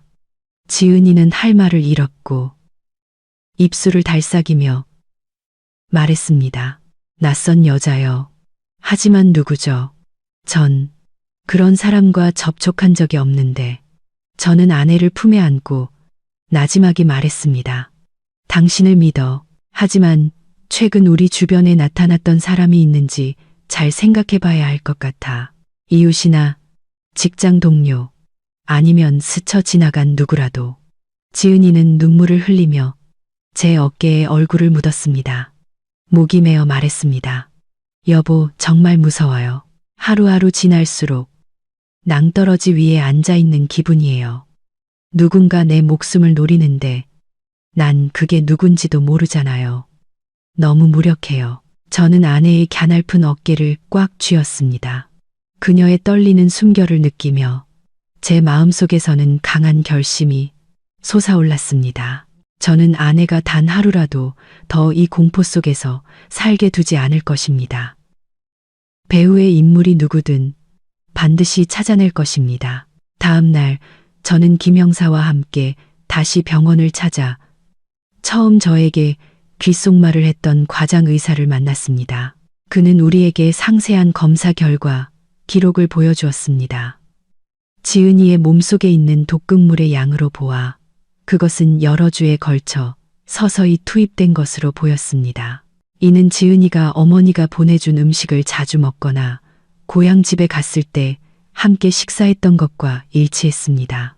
만약 제때 개입하지 않았다면 한 달 안에 지은이의 건강은 완전히 무너졌을 것이라고 했습니다. 그 말을 듣자 저는 식은땀이 흘렀습니다. 그동안 지은이가 죽음의 문턱에 서 있었는데 우리는 아무것도 모르고 있었던 것입니다. 김 형사를 돌아보니 그의 눈빛도 무겁게 가라앉아 있었습니다. 그는 작게 고개를 끄덕였습니다. 적어도 이제 자네가 뭘 해야 할지 알았으니 아내를 지키면서 우리가 진짜 범인을 찾을 때까지 기다려. 그날 저녁 저는 지은이에게 모든 것을 이야기했습니다. 그녀는 한참 동안 말없이 앉아 있다가 문득 무언가 생각난 듯 급하게 말했습니다. 아, 여보, 몇 달 전에 회사에 있을 때 낯선 아주머니가 찾아왔었어요. 고등학교 동창이라고 하는데 저는 기억이 안 났지만 그분은 아주 친한 척 했어요. 저한테 떡 한 상자를 선물로 줬는데 집에 가져와서 그날 당신도 같이 먹자고 했었잖아요. 근데 당신은 출장 가서 저 혼자 먹었어요. 그 후부터 제가 자꾸 피곤해지기 시작했는데 혹시 그 사람이 지은이의 말에 저는 소름이 돋았습니다. 저는 그때쯤부터 지은이가 어지럼증을 느끼고 잠을 설치며 건강이 나빠지기 시작했다는 것을 기억해냈습니다. 저는 아내의 손을 잡고 다급하게 물었습니다. 그 사람 얼굴 기억나? 나와 김 형사에게 묘사해 줄 수 있겠어? 지은이는 고개를 끄덕였고 그 눈에는 두려움이 서려 있었습니다. 기억나요. 마른 체형에 짧은 머리, 그리고 어머니가 묘사했던 것처럼 북쪽 사투리를 썼어요. 저와 김 형사는 서로를 쳐다보았습니다. 눈빛에는 긴장감이 흘렀습니다. 단서들이 서서히 맞춰지고 있었습니다. 그 낯선 여자는 지은이에게 접근했을 뿐만 아니라 제 어머니까지 이용해서 여러 번 손을 쓰려 했던 것입니다. 이는 그녀의 목표가 단순한 일회성, 해악이 아니라 장기적이고 악독한 음모였음을 증명했습니다. 그날 밤 저는 잠들지 못했습니다. 저는 희미한 스탠드 불빛 아래 잠든 지은이의 수척한 얼굴을 바라보았습니다. 제 마음속에서는 온갖 감정이 휘몰아쳤습니다. 아내에 대한 안타까움, 이 소용돌이에 휘말린 어머니에 대한 고통, 그리고 배우의 인물에 대한 분노. 저는 속삭였습니다. 약속할게. 단 하루도 더 당신이 공포 속에서 살게 두지 않을 거야. 그 여자가 어디에 숨어 있든 반드시 찾아낼 거야. 저는 이 순간부터 진짜 전쟁이 시작되었음을 알았습니다. 지은이에게 낯선 여자가 떡을 선물했다는 이야기를 듣고 저는 불 위에 앉은 듯 안절부절 못했습니다. 흩어져 있던 조각들이 서서히 형태를 갖추기 시작했습니다.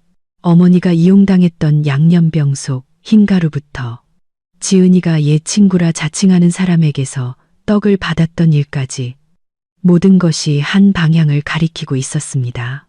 얼굴 없는 누군가가 끈질기게 그리고 치밀하게 제 아내를 무너뜨리려 하고 있었습니다. 다음 날 아침 저는 김 형사를 만나 이 소식을 전했습니다. 그는 제 말을 주의 깊게 들었고 그의 표정은 점점 더 무거워졌습니다.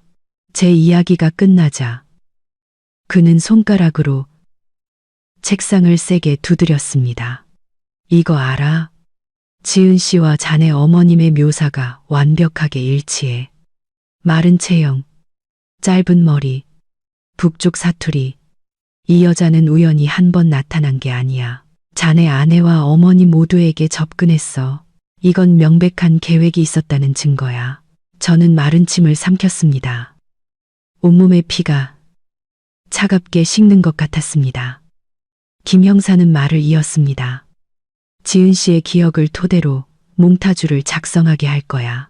얼굴이 있으면 단서를 찾기가 더 수월해지겠지. 그날 오후 조용한 사무실에서 지은이는 한 화가 앞에 앉아 있었습니다. 그녀는 눈을 감고 세세한 부분까지 기억해냈습니다. 수척한 얼굴, 날카로운 눈매, 검은 피부, 약간 쉰 목소리, 한 획 한 획 그려질수록 그 얼굴이 서서히 드러났습니다. 마침내 완성된 몽타주가 제 앞에 놓였습니다. 저는 그것을 보고 깜짝 놀랐습니다. 낯선 얼굴이었지만 어딘가 익숙한 느낌이 들었습니다. 저는 기억의 깊은 곳을 헤집었고 문득 떠올랐습니다. 몇 년 전 먼 친척의 결혼식에서 저는 이 그림과 아주 닮은 여자를 본 적이 있었습니다. 그때 그녀는 사람들 속에 섞여 있었지만 누구와도 대화하지 않고 그저 조용히 우리 가족 쪽을 바라보고 있었습니다. 저는 이 사실을 김 형사에게 말했고 그는 즉시 조회를 시작했습니다. 잠시 후 그는 저를 경악하게 하는 정보를 가지고 돌아왔습니다. 이 사람 이름은 최여인. 과거에 사기 및 독극물 관련 전과가 있어. 그런데 기록에 따르면 자네 아버지와 관련이 있었던 걸로 나와. 저는 그 자리에 얼어붙었습니다. 아버지는 몇 년 전에 돌아가셨습니다. 아버지는 늘 엄격하고 아내와 자식을 사랑하는 분이셨는데 어떻게 그런 위험한 여자와 엮일 수 있었을까요? 저는 더듬거리며 말했습니다. 그럴 리가 없어요. 우리 아버지가 그런 사람과 관련이 있을 리가. 김 형사는 단호한 눈빛으로 저를 보며 말했습니다. 자네가 받아들이기 힘들다는 거 알아. 하지만 진실은 때로 잔인한 법이야. 기록에 따르면 최여인은 과거에 자네 가족과 같은 동네에 살았고 심지어 한때 자네 아버지와 교제했다는 소문도 있었어. 어쩌면 그게 그녀가 지금 지은 씨를 노리는 이유일지도 몰라. 마음의 준비를 해. 모든 게 자네가 생각하는 것만큼 간단하지 않을 수 있어.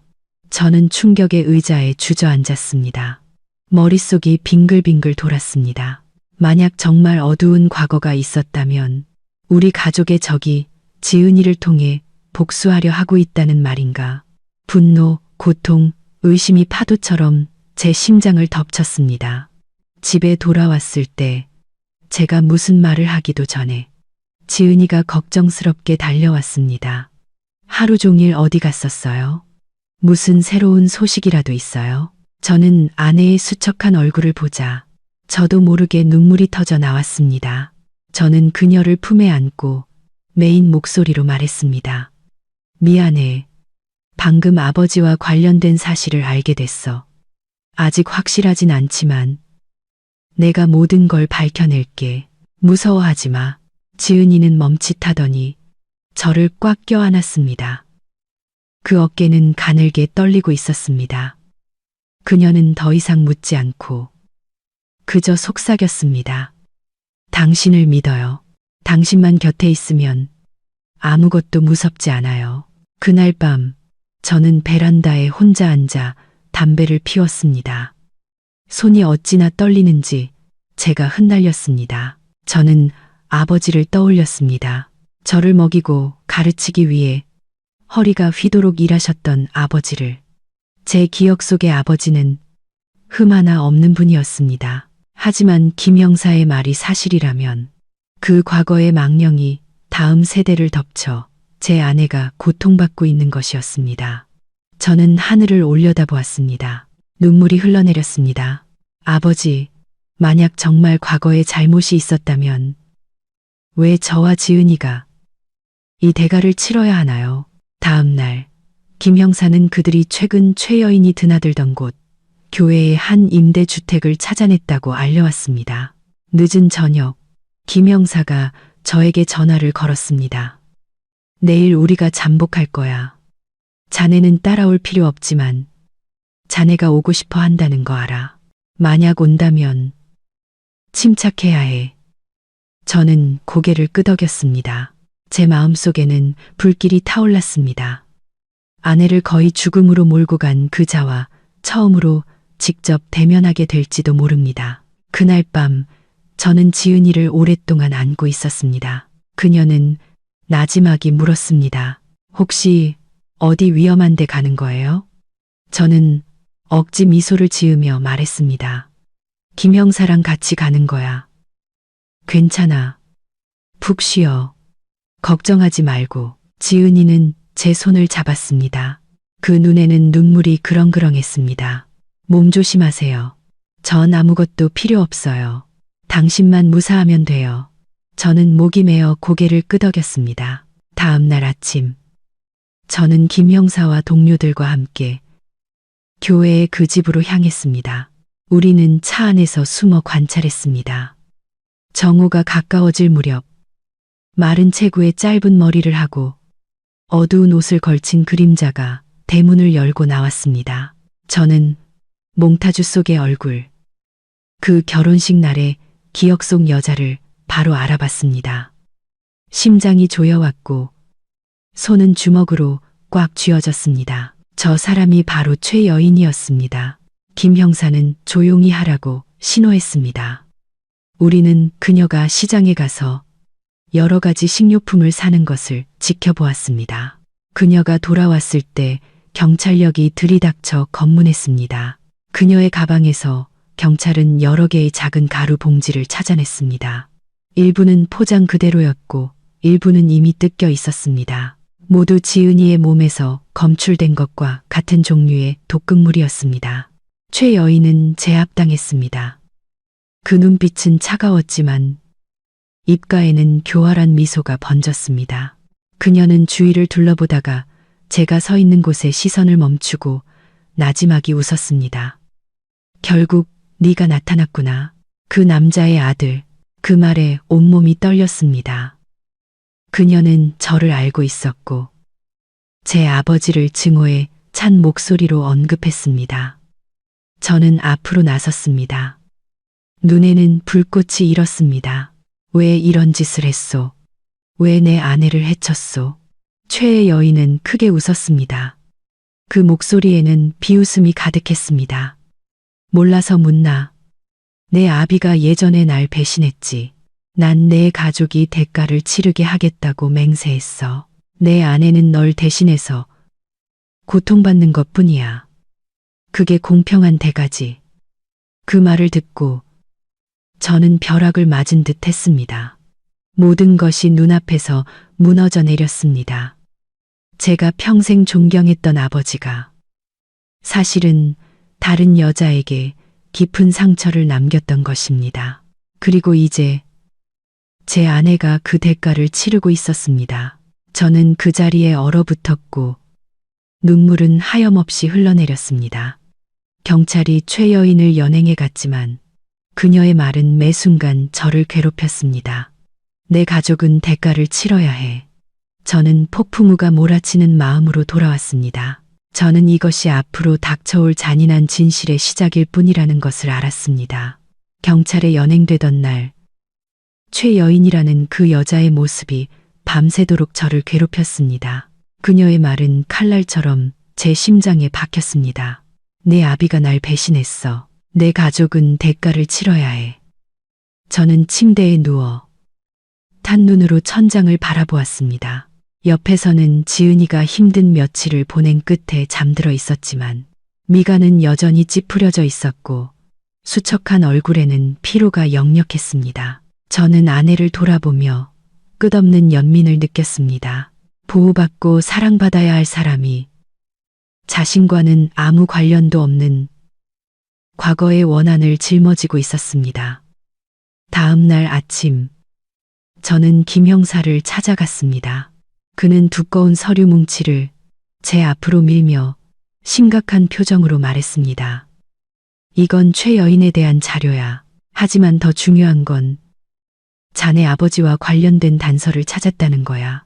제 심장은 요동쳤고 떨리는 손으로 서류를 펼쳤습니다. 한 장 한 장 넘길 때마다 제 심장은 소금에 절여지는 듯 했습니다. 30여 년 전, 당시 지역 공무원이던 아버지는 최 여인과 한동안 교제했던 것이었습니다. 그들은 결혼하지 않았지만 그녀는 임신까지 했었습니다. 기록에 따르면 그녀는 격렬한 다툼 끝에 유산했습니다. 그때부터 그녀는 원한을 품고 아버지의 가족이 자신의 인생을 망가뜨렸다고 여겨왔습니다. 저는 서류를 읽고 충격에 빠져 눈물을 쏟아냈습니다. 제 기억 속 아버지는 늘 모범적이고 아내와 자식을 사랑하며 큰 소리 한 번 내지 않는 분이셨습니다. 그런데 그런 아버지의 등 뒤에 다른 여자의 인생에 씻을 수 없는 상처를 남겼던 것입니다. 저는 서류를 꽉 쥐고 목이 메어 말했습니다. 왜 아버지는 그런 일을 하셔서 지금 제 아내가 이 대가를 치르게 하시는 겁니까? 김 형사는 제 어깨를 두드리며 낮은 목소리로 말했습니다. 누구도 이런 일이 일어나길 원치 않았을 거야. 하지만 진실은 진실이야. 지금 자네에게 필요한 건 아버지를 원망하는 게 아니라 어떻게 아내를 지키고 현재의 가정을 지킬 것인가 하는 거야. 저는 고개를 끄덕였지만 마음속은 폭풍우가 몰아치고 있었습니다. 이 잔인한 진실이 드러났을 때 지은이를 어떻게 마주해야 할지 몰랐습니다. 집에 돌아오니 지은이가 이불을 개고 있었습니다. 그녀는 저를 올려다보았고 그 눈에는 기대가 가득했습니다. 김 형사님 만나고 오셨어요. 무슨 새로운 소식이라도 있나요? 저는 마치 비밀을 숨기다 들킨 아이처럼 당황하고 어쩔 줄 몰랐습니다. 마침내 저는 지은이를 의자에 앉히고 그녀의 손을 꼭 잡았습니다. 당신에게 이 말을 해야겠어. 아주 힘들겠지만 그 여자 최 여인은 우연히 우리를 찾아온 게 아니야. 그녀는 예전에 우리 아버지와 관계가 있었어. 몇 년 전 어떤 사고로 아이를 잃었고 그때부터 원한을 품고 우리 가족을 노렸던 거야. 당신은 그녀가 원한을 풀기 위해 선택한 사람이었던 거지. 지은이는 그 말을 듣고 경악했습니다. 그녀의 눈은 커졌고 입술은 파르르 떨렸습니다. 아버지, 아버님이 제가 늘 아버지라고 부르던 분이 그랬다고요? 그녀의 목소리는 메어 나왔고 눈물이 터져 나왔습니다. 저는 정말 무슨 말을 해야 할지 모르겠어요. 당신이 안쓰럽지만 무서워요. 마치 상관없는 원한의 소용돌이에 휘말린 외부인이 된 기분이에요. 그녀는 두 손에 얼굴을 묻고 흐느꼈습니다. 저는 아내를 품에 안고 목이 메어 말했습니다. 미안해. 당신은 아무 잘못 없어. 만약 잘못이 있다면 그건 먼저 가신 분의 잘못이야. 맹세할게. 다시는 누구도 당신을 해치지 못하게 할 거야. 당신은 내 아내고 내 가족이야. 과거가 어떻든 그건 변하지 않아. 지은이는 흐느끼며 어깨를 떨었습니다. 저는 제 말이 그녀의 마음속 혼란을 즉시 지울 수 없다는 것을 알았지만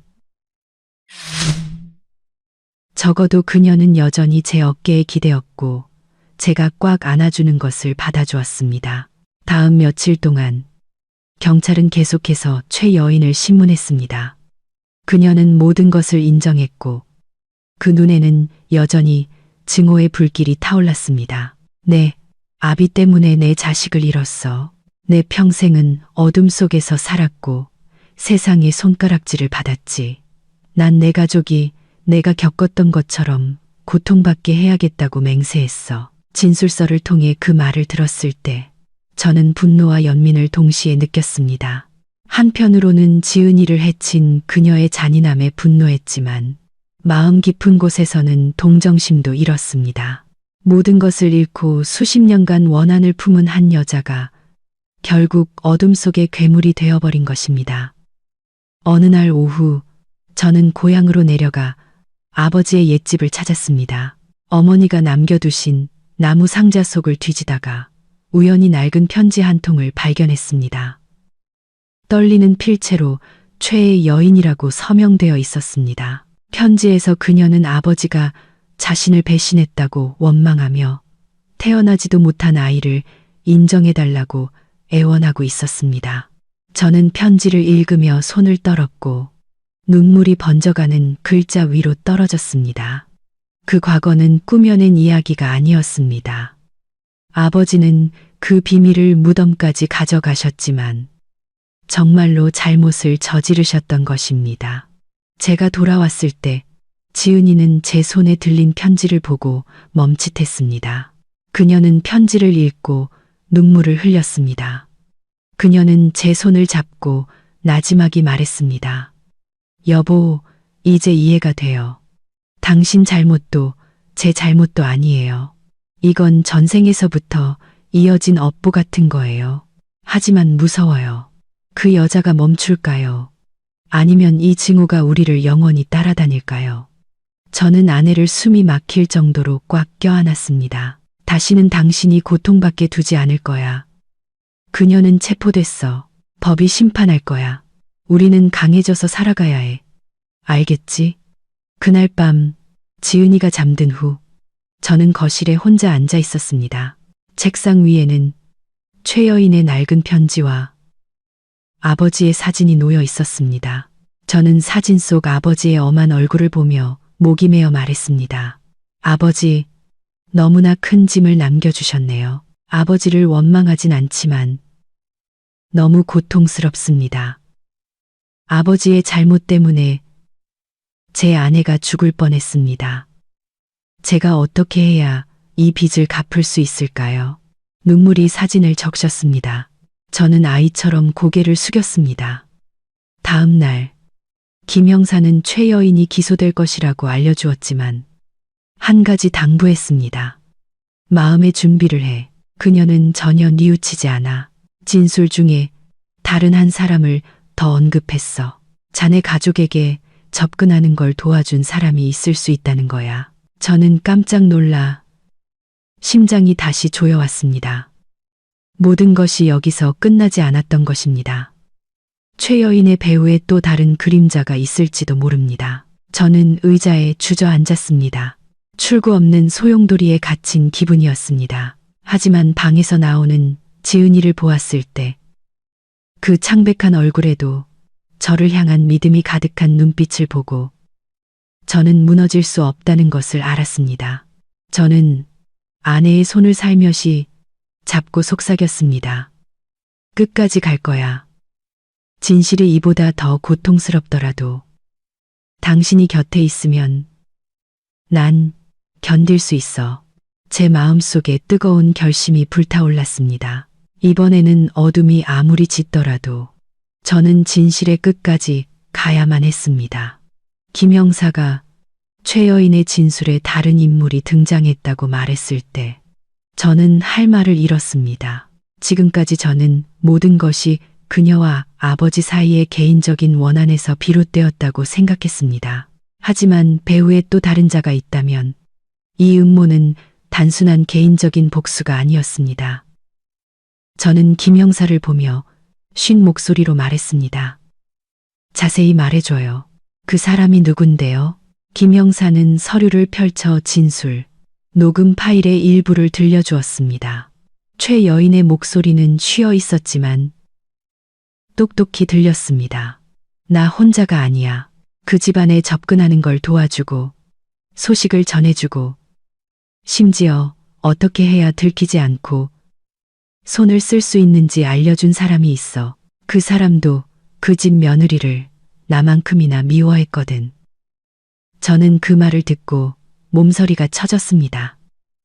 심장이 북처럼 울렸습니다. 며느리를 미워했다. 제 머릿속에는 즉시 어머니의 모습이 떠올랐습니다.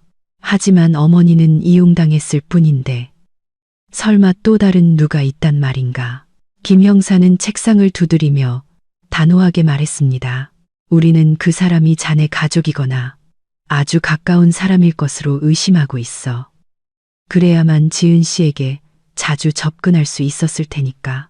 저는 목이 메어 마음속에서 거친 파도가 일었습니다. 어둠의 그림자는 최 여인에게서 멈추지 않고 제 가정 안까지 스며들어 있었던 것입니다. 그날 저녁, 저는 돌덩이를 짊어진 듯 무거운 마음으로 돌아왔습니다. 지은이는 거실에 앉아 있었고 창백한 얼굴로 저를 보자마자 물었습니다. 무슨 일 있어요? 여보, 저는 아내에게 숨기려다 그만두었습니다. 우리 사이에 더 이상 숨길 것은 없었습니다. 저는 옆에 앉아 그녀의 손을 잡았습니다. 최 여인이 혼자 한 짓이 아니래 배후에서 돕고 심지어 당신을 해칠 방법을 알려준 다른 사람이 있었어. 그 사람은 우리와 아주 가까운 사람일지도 몰라. 지은이는 그 말을 듣고 온몸을 떨었습니다. 그녀의 눈은 공포로 커졌습니다. 무슨 말이에요? 우리와 가까운 사람이라니. 설마 가족 중에. 저는 아내를 껴안으며 속삭였습니다. 나도 아직 확실하진 않아. 하지만 조심해야 해. 걱정 마. 나와 경찰이 꼭 찾아낼 거야. 지은이는 제 어깨에 얼굴을 묻고 흐느꼈습니다. 전 더 이상 버틸 자신이 없어요. 마치 모든 사람이 저를 죽이려는 사람처럼 보여요. 그날 밤 저는 잠들지 못했습니다. 아내의 떨리는 숨소리를 들으며 제 마음은 칼로 베이는 듯 아팠습니다. 저는 지은이가 극심한 정신적 충격에 빠져 있으며 제 책임은 진실을 밝히는 것뿐만 아니라 그녀가 계속 살아갈 힘을 주는 버팀목이 되어야 한다는 것을 알았습니다. 다음 날 김 형사가 저를 경찰서로 불렀습니다. 그는 최 여인의 통화 기록에서 다른 여성의 목소리가 발견되었지만 음질이 좋지 않다고 말했습니다. 하지만 분석 결과 그 목소리는 지은이의 지인과 여러 면에서 유사점이 있다고 했습니다. 김 형사는 저를 탐색하듯 물었습니다. 지은 씨가 누구와 심하게 다툰 적 있나? 특히 시댁 쪽에서. 저는 마른 침을 삼켰습니다. 심장이 깼는 것 같았습니다. 동서, 사촌 형수 등의 얼굴이 스쳐 지나갔지만 가장 강하게 떠오르는 사람은 여전히 어머니였습니다. 어머니는 여러 번 지은이를 질책했고 심지어 저 며느리 얼굴도 보기 싫다는 모진 말까지 하셨습니다. 저는 떨리는 목소리로 말했습니다. 있어요. 아마도 제 어머니일 수도 있지만 아직도 믿을 수가 없어요. 믿을 수가 없다고요. 김 형사는 한숨을 쉬었습니다. 자네 심정은 이해하지만 우리는 증거로 말해야 해. 감시팀을 붙여 녹음을 해볼 거야. 만약 정말 관련이 있다면 드러나겠지. 집에 돌아와 어머니를 보았습니다. 어머니는 증거 불충분으로 풀려나 있었습니다. 어머니는 방에 앉아 계셨는데 눈은 매택고 얼굴은 수척했습니다. 제가 들어가자 어머니는 고개를 들었습니다. 눈가가 붉었습니다. 아들아, 엄마는 맹세코 네 아내를 해치려던 게 아니야. 엄마는 그냥 속았을 뿐이야. 하지만 어떤 사람이 자꾸 찾아와서 귓가에 속삭였어. 지은이가 애군을 몰고 오는 상이라 집안을 망하게 할 거라고. 엄마는 어리석게도 그 말을 믿었어. 저는 그 자리에 얼어붙었습니다. 그렇다면 정말로 다른 그림자가 배후에서 어머니의 머릿속에 악독한 말을 심어 놓았던 것입니다. 저는 목이 메어 물었습니다. 그 사람이 누구예요? 어머니, 아세요? 어머니는 고개를 숙이고 떨리는 목소리로 말했습니다. 이웃을 통해 알게 된 무당이야. 강보살이라고. 그 사람이 나한테 이렇게 저렇게 하라고 시켰고 자기 아는 사람이라고 한 명 소개해줬는데 그게 바로 최 여인이었어. 저는 할 말을 잃었습니다. 어둠의 배우는 다름 아닌 한 무당이었고 그녀가 어머니의 미신을 이용해 우리 가족을 나락으로 밀어 넣었던 것입니다. 모든 것이 서서히 밝혀졌습니다. 최 여인은 직접 손을 쓴 실행범, 그리고 강보살은 멀리서 조종하며 의심의 씨앗을 뿌려 원한을 행동으로 옮기게 만든 조종자였습니다. 그날 밤 저는 지은이에게 이 사실을 말했습니다. 그녀는 듣고 눈물을 흘렸습니다. 무당의 말 한마디 때문에 어머님이 그런 일을 저지르셨다니. 제가 무슨 죄가 있다고 그렇게까지 미움을 받아야 했나요? 저는 아내를 품에 안고 고통스럽게 말했습니다. 당신은 죄가 없어. 잘못이 있다면 그건 사람들의 마음속에 가득 찬 원한과 어리석음 때문이야. 하지만 날 믿어줘. 끝까지 가서 모든 진실을 밝혀낼게.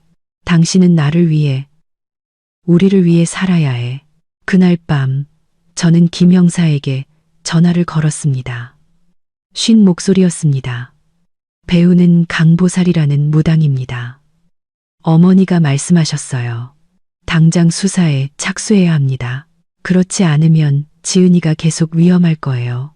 김 형사는 단호하게 대답했습니다. 알겠다. 즉시 조사에 착수하지. 저는 전화를 끊고 잠든 지은이를 바라보았습니다.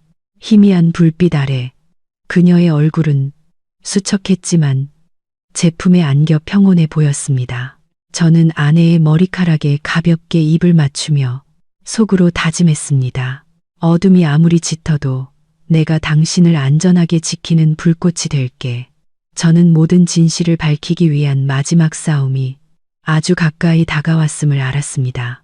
다음 날 아침, 김 형사에게서 전화가 왔습니다. 그의 목소리는 단호했습니다. 강보살이라는 무당의 행방을 찾아냈어. 교회의 작은 집에서 살면서 운세를 보러 오는 사람들을 상대하고 있더군. 오늘 우리가 들이닥칠 건데 자네도 같이 가겠나? 그녀의 입에서 직접 진실을 들을 기회가 될 수도 있어. 저는 잠시 말없이 앉아 있었습니다. 심장은 세차게 뛰었고 마음속은 분노와 떨림으로 가득했습니다. 지난 몇 달간 저는 공포의 그림자 속에서 살았고 아내가 하루하루 시들어가는 것을 지켜봐야 했습니다. 이제 마침내 배우의 인물이 드러나려 하고 있었습니다. 저는 힘주어 고개를 끄덕이며 굳은 목소리로 말했습니다. 저도 가겠습니다. 제 눈으로 직접 보고 제 귀로 직접 듣고 싶습니다. 오후에 저는 김 형사와 몇몇 동료들과 함께 그 집에 도착했습니다. 그곳은 낡은 단층집이었고 문 앞에는 점집, 운세 상담이라고 새겨진 나무 간판이 걸려 있었습니다. 안에서 흘러나오는 향냄새와 중얼거리는 연불 소리가 섞여 나왔습니다.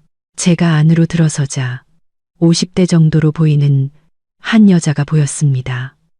마른 체구에 희끗희끗한 머리를 뒤로 단정하게 묶고 눈빛은 칼날처럼 날카로웠습니다.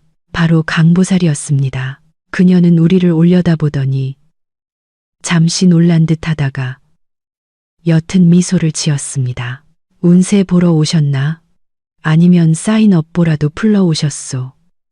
김 형사는 앞으로 나아가 신분증을 제시하며 엄격한 목소리로 말했습니다. 경찰입니다. 강씨, 독극물 사건과 관련하여 조사에 협조해 주셔야겠습니다. 당신이 무슨 짓을 했는지 알고 있습니까? 그녀의 얼굴은 순간 변했지만 곧바로 다시 평온을 되찾았습니다. 그녀는 입꼬리를 올리며 말했습니다. 나는 그저 사람들이 듣고 싶어하는 말을 해줬을 뿐이요. 어리석게 믿은 사람이 잘못이지. 왜 나를 탓하시오? 그 말을 듣자 피가 거꾸로 솟았습니다. 저는 앞으로 나서며 떨리지만 억눌린 목소리로 말했습니다. 당신이 우리 어머니를 부추겼어.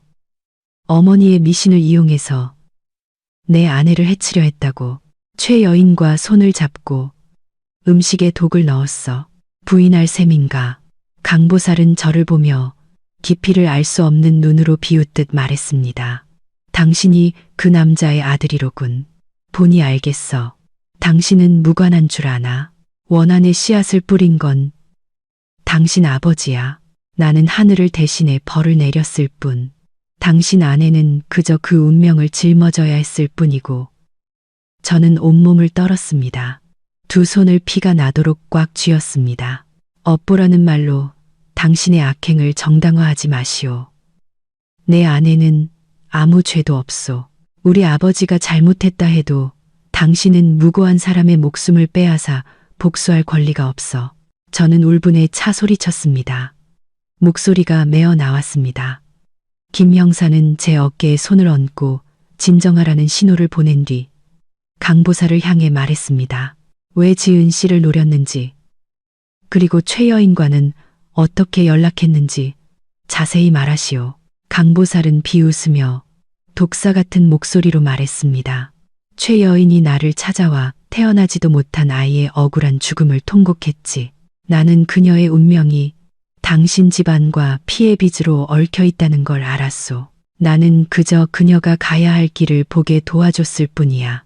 당신 어머니에게는 며느리가 집안과 상극인 팔자라고 했지. 그녀를 없애지 않으면 온 가족이 망할 거라고. 그 여자는 믿었고 내 말을 따랐소. 내가 할 일은 많지 않았지. 그저 의심의 씨앗 하나만 심어주면 충분했으니까. 독을 넣은 건 최 여인이 직접 한 일이오. 저는 그 말을 듣고 몸서리가 쳐졌습니다. 모든 것이 그 악독한 속삭임에서 시작되었던 것입니다. 원래 점괘를 잘 믿으시는 어머니는 그녀의 말에 서서히 세뇌되어 결국 그녀의 손에 놀아나는 도구가 되어버린 것입니다. 저는 강보사를 증오에 찬 눈으로 바라보며 달려들고 싶었지만 두 발이 땅에 박힌 듯 움직이지 않았습니다. 저는 겨우 목이 맨 목소리로 말했습니다. 당신은 결과에 대해 생각해 본 적 있소?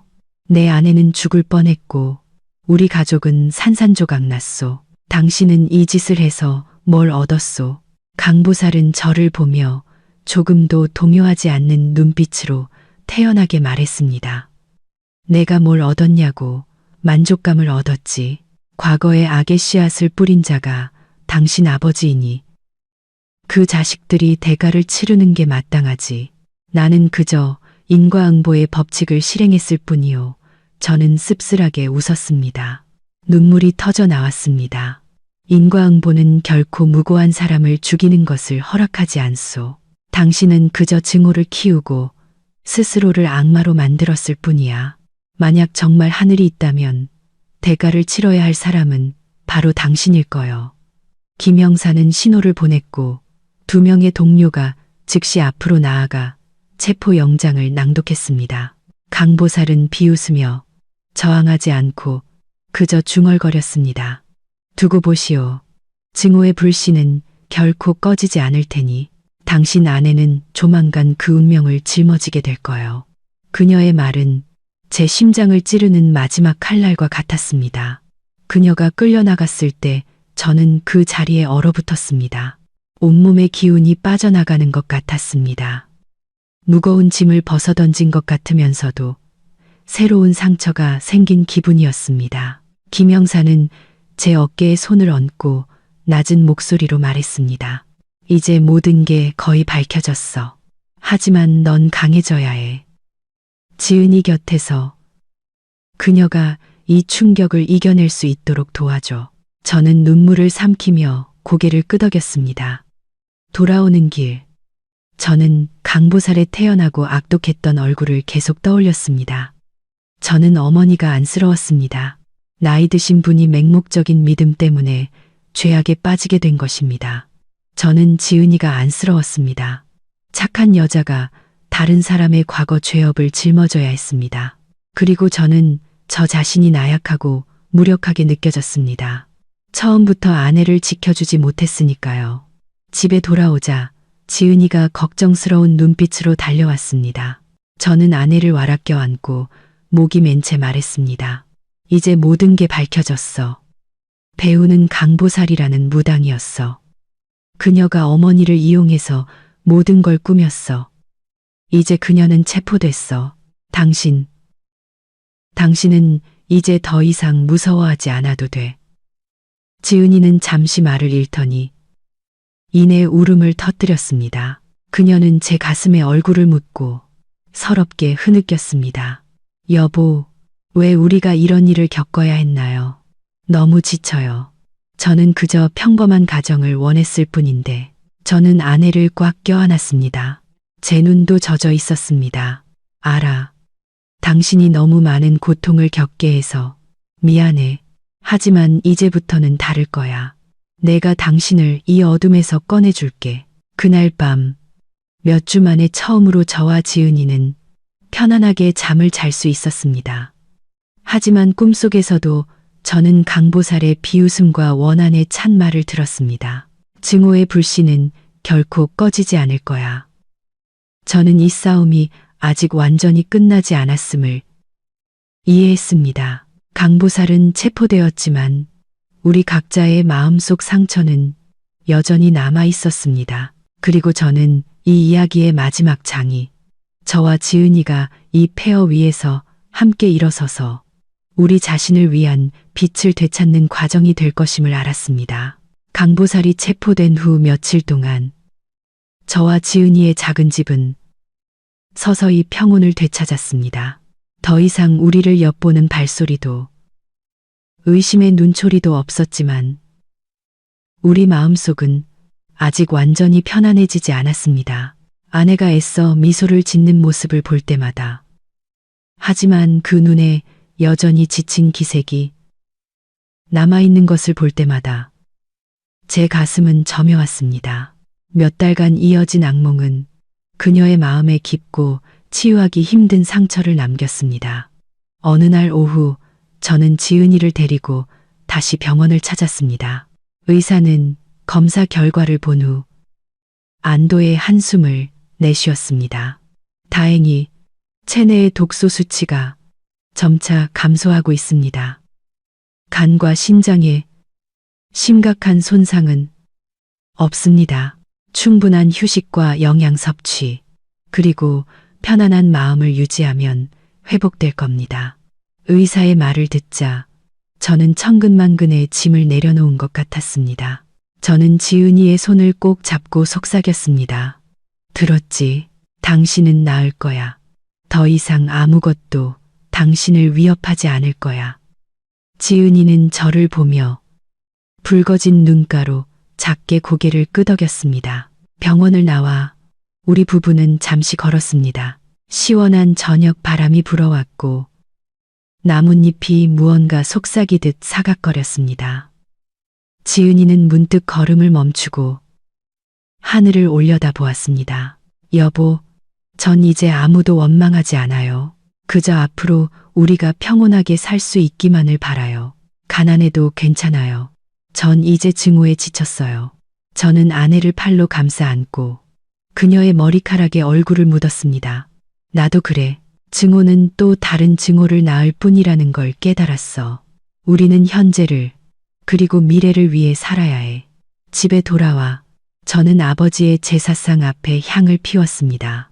아버지의 영정을 보며 마음이 복잡했습니다. 저는 속삭였습니다. 아버지, 저는 진실을 알게 되었습니다. 아버지를 원망하지는 않지만 너무 큰 상처를 남기셨어요. 아버지 때문에 제 아내가 고통받아야 했습니다. 저는 앞으로 잘 살고 끝까지 지은이를 지킬 겁니다. 부디 먼 곳에서라도 저희 가족을 지켜봐 주십시오. 향 연기가 마치 조용한 대답처럼 피어올랐습니다. 어머니, 박 여사님도 이 모든 일을 겪고 많이 쇠약해지셨습니다. 어머니는 방에 조용히 앉아 계셨고 머리카락은 눈에 띄게 휘어졌으며 눈빛은 깊은 슬픔에 잠겨 있었습니다. 어느 날 저녁 어머니는 저와 지은이를 부르시더니 떨리는 목소리로 말씀하셨습니다. 얘들아, 내가 미안하다. 미신에 빠져서 나쁜 사람의 말을 듣고 우리 며느리를 해칠 뻔했다. 너무 후회된다. 매일 밤 악몽을 꾼다. 지은아, 나를 용서해 줄 수 있겠니? 거기까지 말씀하시고 어머니는 울음을 터뜨리셨습니다. 지은이는 어머니의 손을 잡았고 그녀의 눈에서도 눈물이 흘러내렸습니다. 어머니, 저 어머니 원망하지 않아요. 어머니께서 이용당하신 거 알아요. 이제부터는 가족을 믿고 그런 미신은 믿지 않으셨으면 좋겠어요. 저는 여전히 어머님의 며느리고 평생 어머님을 모시고 싶어요. 그 말을 듣자 어머니는 지은이를 와락 껴안았고 두 사람은 함께 울었습니다. 그 광경에 제 목이 메었습니다. 그 순간 저는 결코 아물지 않을 것 같았던 균열이 사랑의 힘으로 서서히 메워지고 있음을 느꼈습니다. 최 여인과 강보살의 사건은 이후 재판에 넘겨졌습니다. 최 여인은 의도적인 독살 행위로 중형을 선고받았고 강보살은 교사 및 사기 혐의로 책임을 지게 되었습니다. 법정에서 저는 일어나 그들을 똑바로 쳐다보며 떨리지만 분명한 목소리로 말했습니다. 저는 더 이상 원망하지 않습니다. 두 분이 복수로는 결코 평화를 얻을 수 없다는 것을 깨닫기만을 바랍니다. 증오를 내려놓아야만 평안을 찾을 수 있습니다. 제 아내는 많은 고통을 겪었지만 우리는 여전히 함께 있습니다. 그것은 두 분이 결코 빼앗을 수 없는 것입니다. 최 여인은 침묵했고 그 눈은 흐릿했습니다. 강보살은 여전히 옅은 미소를 띠고 있었습니다. 하지만 저는 더 이상 신경 쓰지 않았습니다. 저는 정의가 제 역할을 다했다는 것을 알았고 이제 저는 제 삶을 온전히 살아내야 했습니다. 그 후 저는 지은이와 더 많은 시간을 보냈습니다. 저는 아내를 데리고 시골에 내려가 밭과 들을 구경하고 맑은 공기를 마시며 자연과 함께하게 했습니다. 저는 그녀가 좋아하는 음식을 만드는 법도 배우기 시작했습니다. 서툴렀지만 그녀는 항상 미소로 격려해 주었습니다. 하루하루 지은이의 안색은 좋아졌고 입가에는 미소가 더 자주 번졌습니다. 저는 제 인생의 빛이 서서히 돌아오고 있음을 똑똑히 느꼈습니다. 어느 날 아침 지은이는 제 손을 잡고 나지막이 말했습니다. 여보, 제가 한 가지 배운 게 있어요. 과거에 너무 얽매이지 말아야 한다는 거요. 이미 바꿀 수 없으니까요. 중요한 건 현재와 미래예요. 제겐 당신과 어머니가 있잖아요. 그것만으로도 충분해요. 저는 아내를 껴안았습니다. 마음속에서 소박한 행복이 차올랐습니다.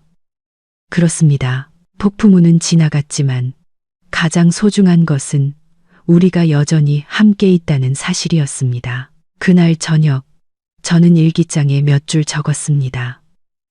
행복은 고통이 없는 것이 아니라 고통을 함께 이겨내는 것이다. 모든 증오는 흘러가지만 사랑과 용서만이 남는다. 저는 노트를 책상 위에 놓고 등불 아래에서 미소 짓고 있는 지은이를 바라보았습니다. 마음이 이상하리만치 평온했습니다. 우리의 이야기는 평범하지 않았지만 그것은 제게 한 가지를 가르쳐 주었습니다. 과거가 아무리 어두워도 사랑만 있다면 계속 나아갈 수 있다는 것을. 저는 이제 상처가 아물고 우리 가족이 평안하고 행복한 새로운 삶을 살게 될 것이라고 믿습니다. 아내를 데리고 간 병원, 의사의 귓속말, 빨리 경찰에 신고하세요. 그리고 모두를 경악하게 한 진실. 이 이야기는 막을 내렸지만 그 여운은 분명 우리 모두의 마음속에 남아있을 것입니다. 평범해 보였던 건강검진 한 번으로 온 가족은 음모와 증오, 그리고 과거의 어둠과 마주해야 했습니다. 착한 아내는 희생양이 되었고 어머니는 무당의 말을 믿어 죄를 지을 뻔했으며 저는 아버지에 대한 고통스러운 진실을 목격해야 했습니다. 하지만 결국 진실은 밝혀졌고 악인은 처벌받았으며 우리 가족은 용서를 선택하고 함께 나아가기로 했습니다.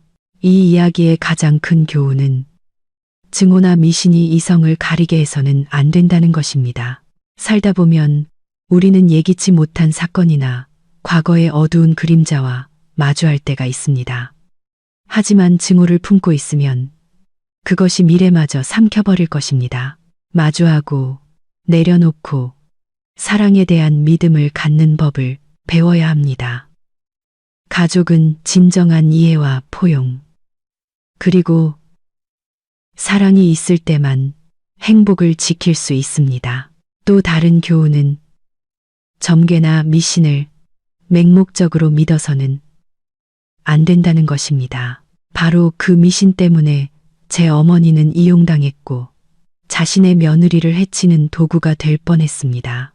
오늘날의 사회에서 우리는 더욱 깨어 있어야 하며 근거 없는 유혹 대신 과학과 인간애를 믿어야 합니다. 마지막으로 이 이야기를 듣고 계신 모든 분께 전하고 싶습니다. 곁에 있는 가족을 소중히 여기십시오. 어려움이 닥쳤을 때 우리를 붙잡아주는 것은 돈도 헛된 맹세도 아닌 바로 사랑과 동행입니다. 잃어버린 후에야 가족의 소중함을 깨닫지 않도록 하십시오. 이 이야기가 여러분의 마음에 와닿았다면 채널 구독과 좋아요 그리고 영상 공유를 잊지 마십시오. 더 많은 분들이 함께 듣고 자신만의 교훈을 얻을 수 있도록 말입니다. 여러분의 구독과 댓글 하나하나가 저희에게 감동적이고 진실하며 의미 있는 이야기를 계속해서 전해드릴 수 있는 원동력이 됩니다. 끝까지 시청해 주셔서 감사합니다. 여러분과 여러분의 가정에 늘 평안과 행복이 가득하고 일상의 모든 순간 속에서 사랑을 지켜나가시길 바랍니다.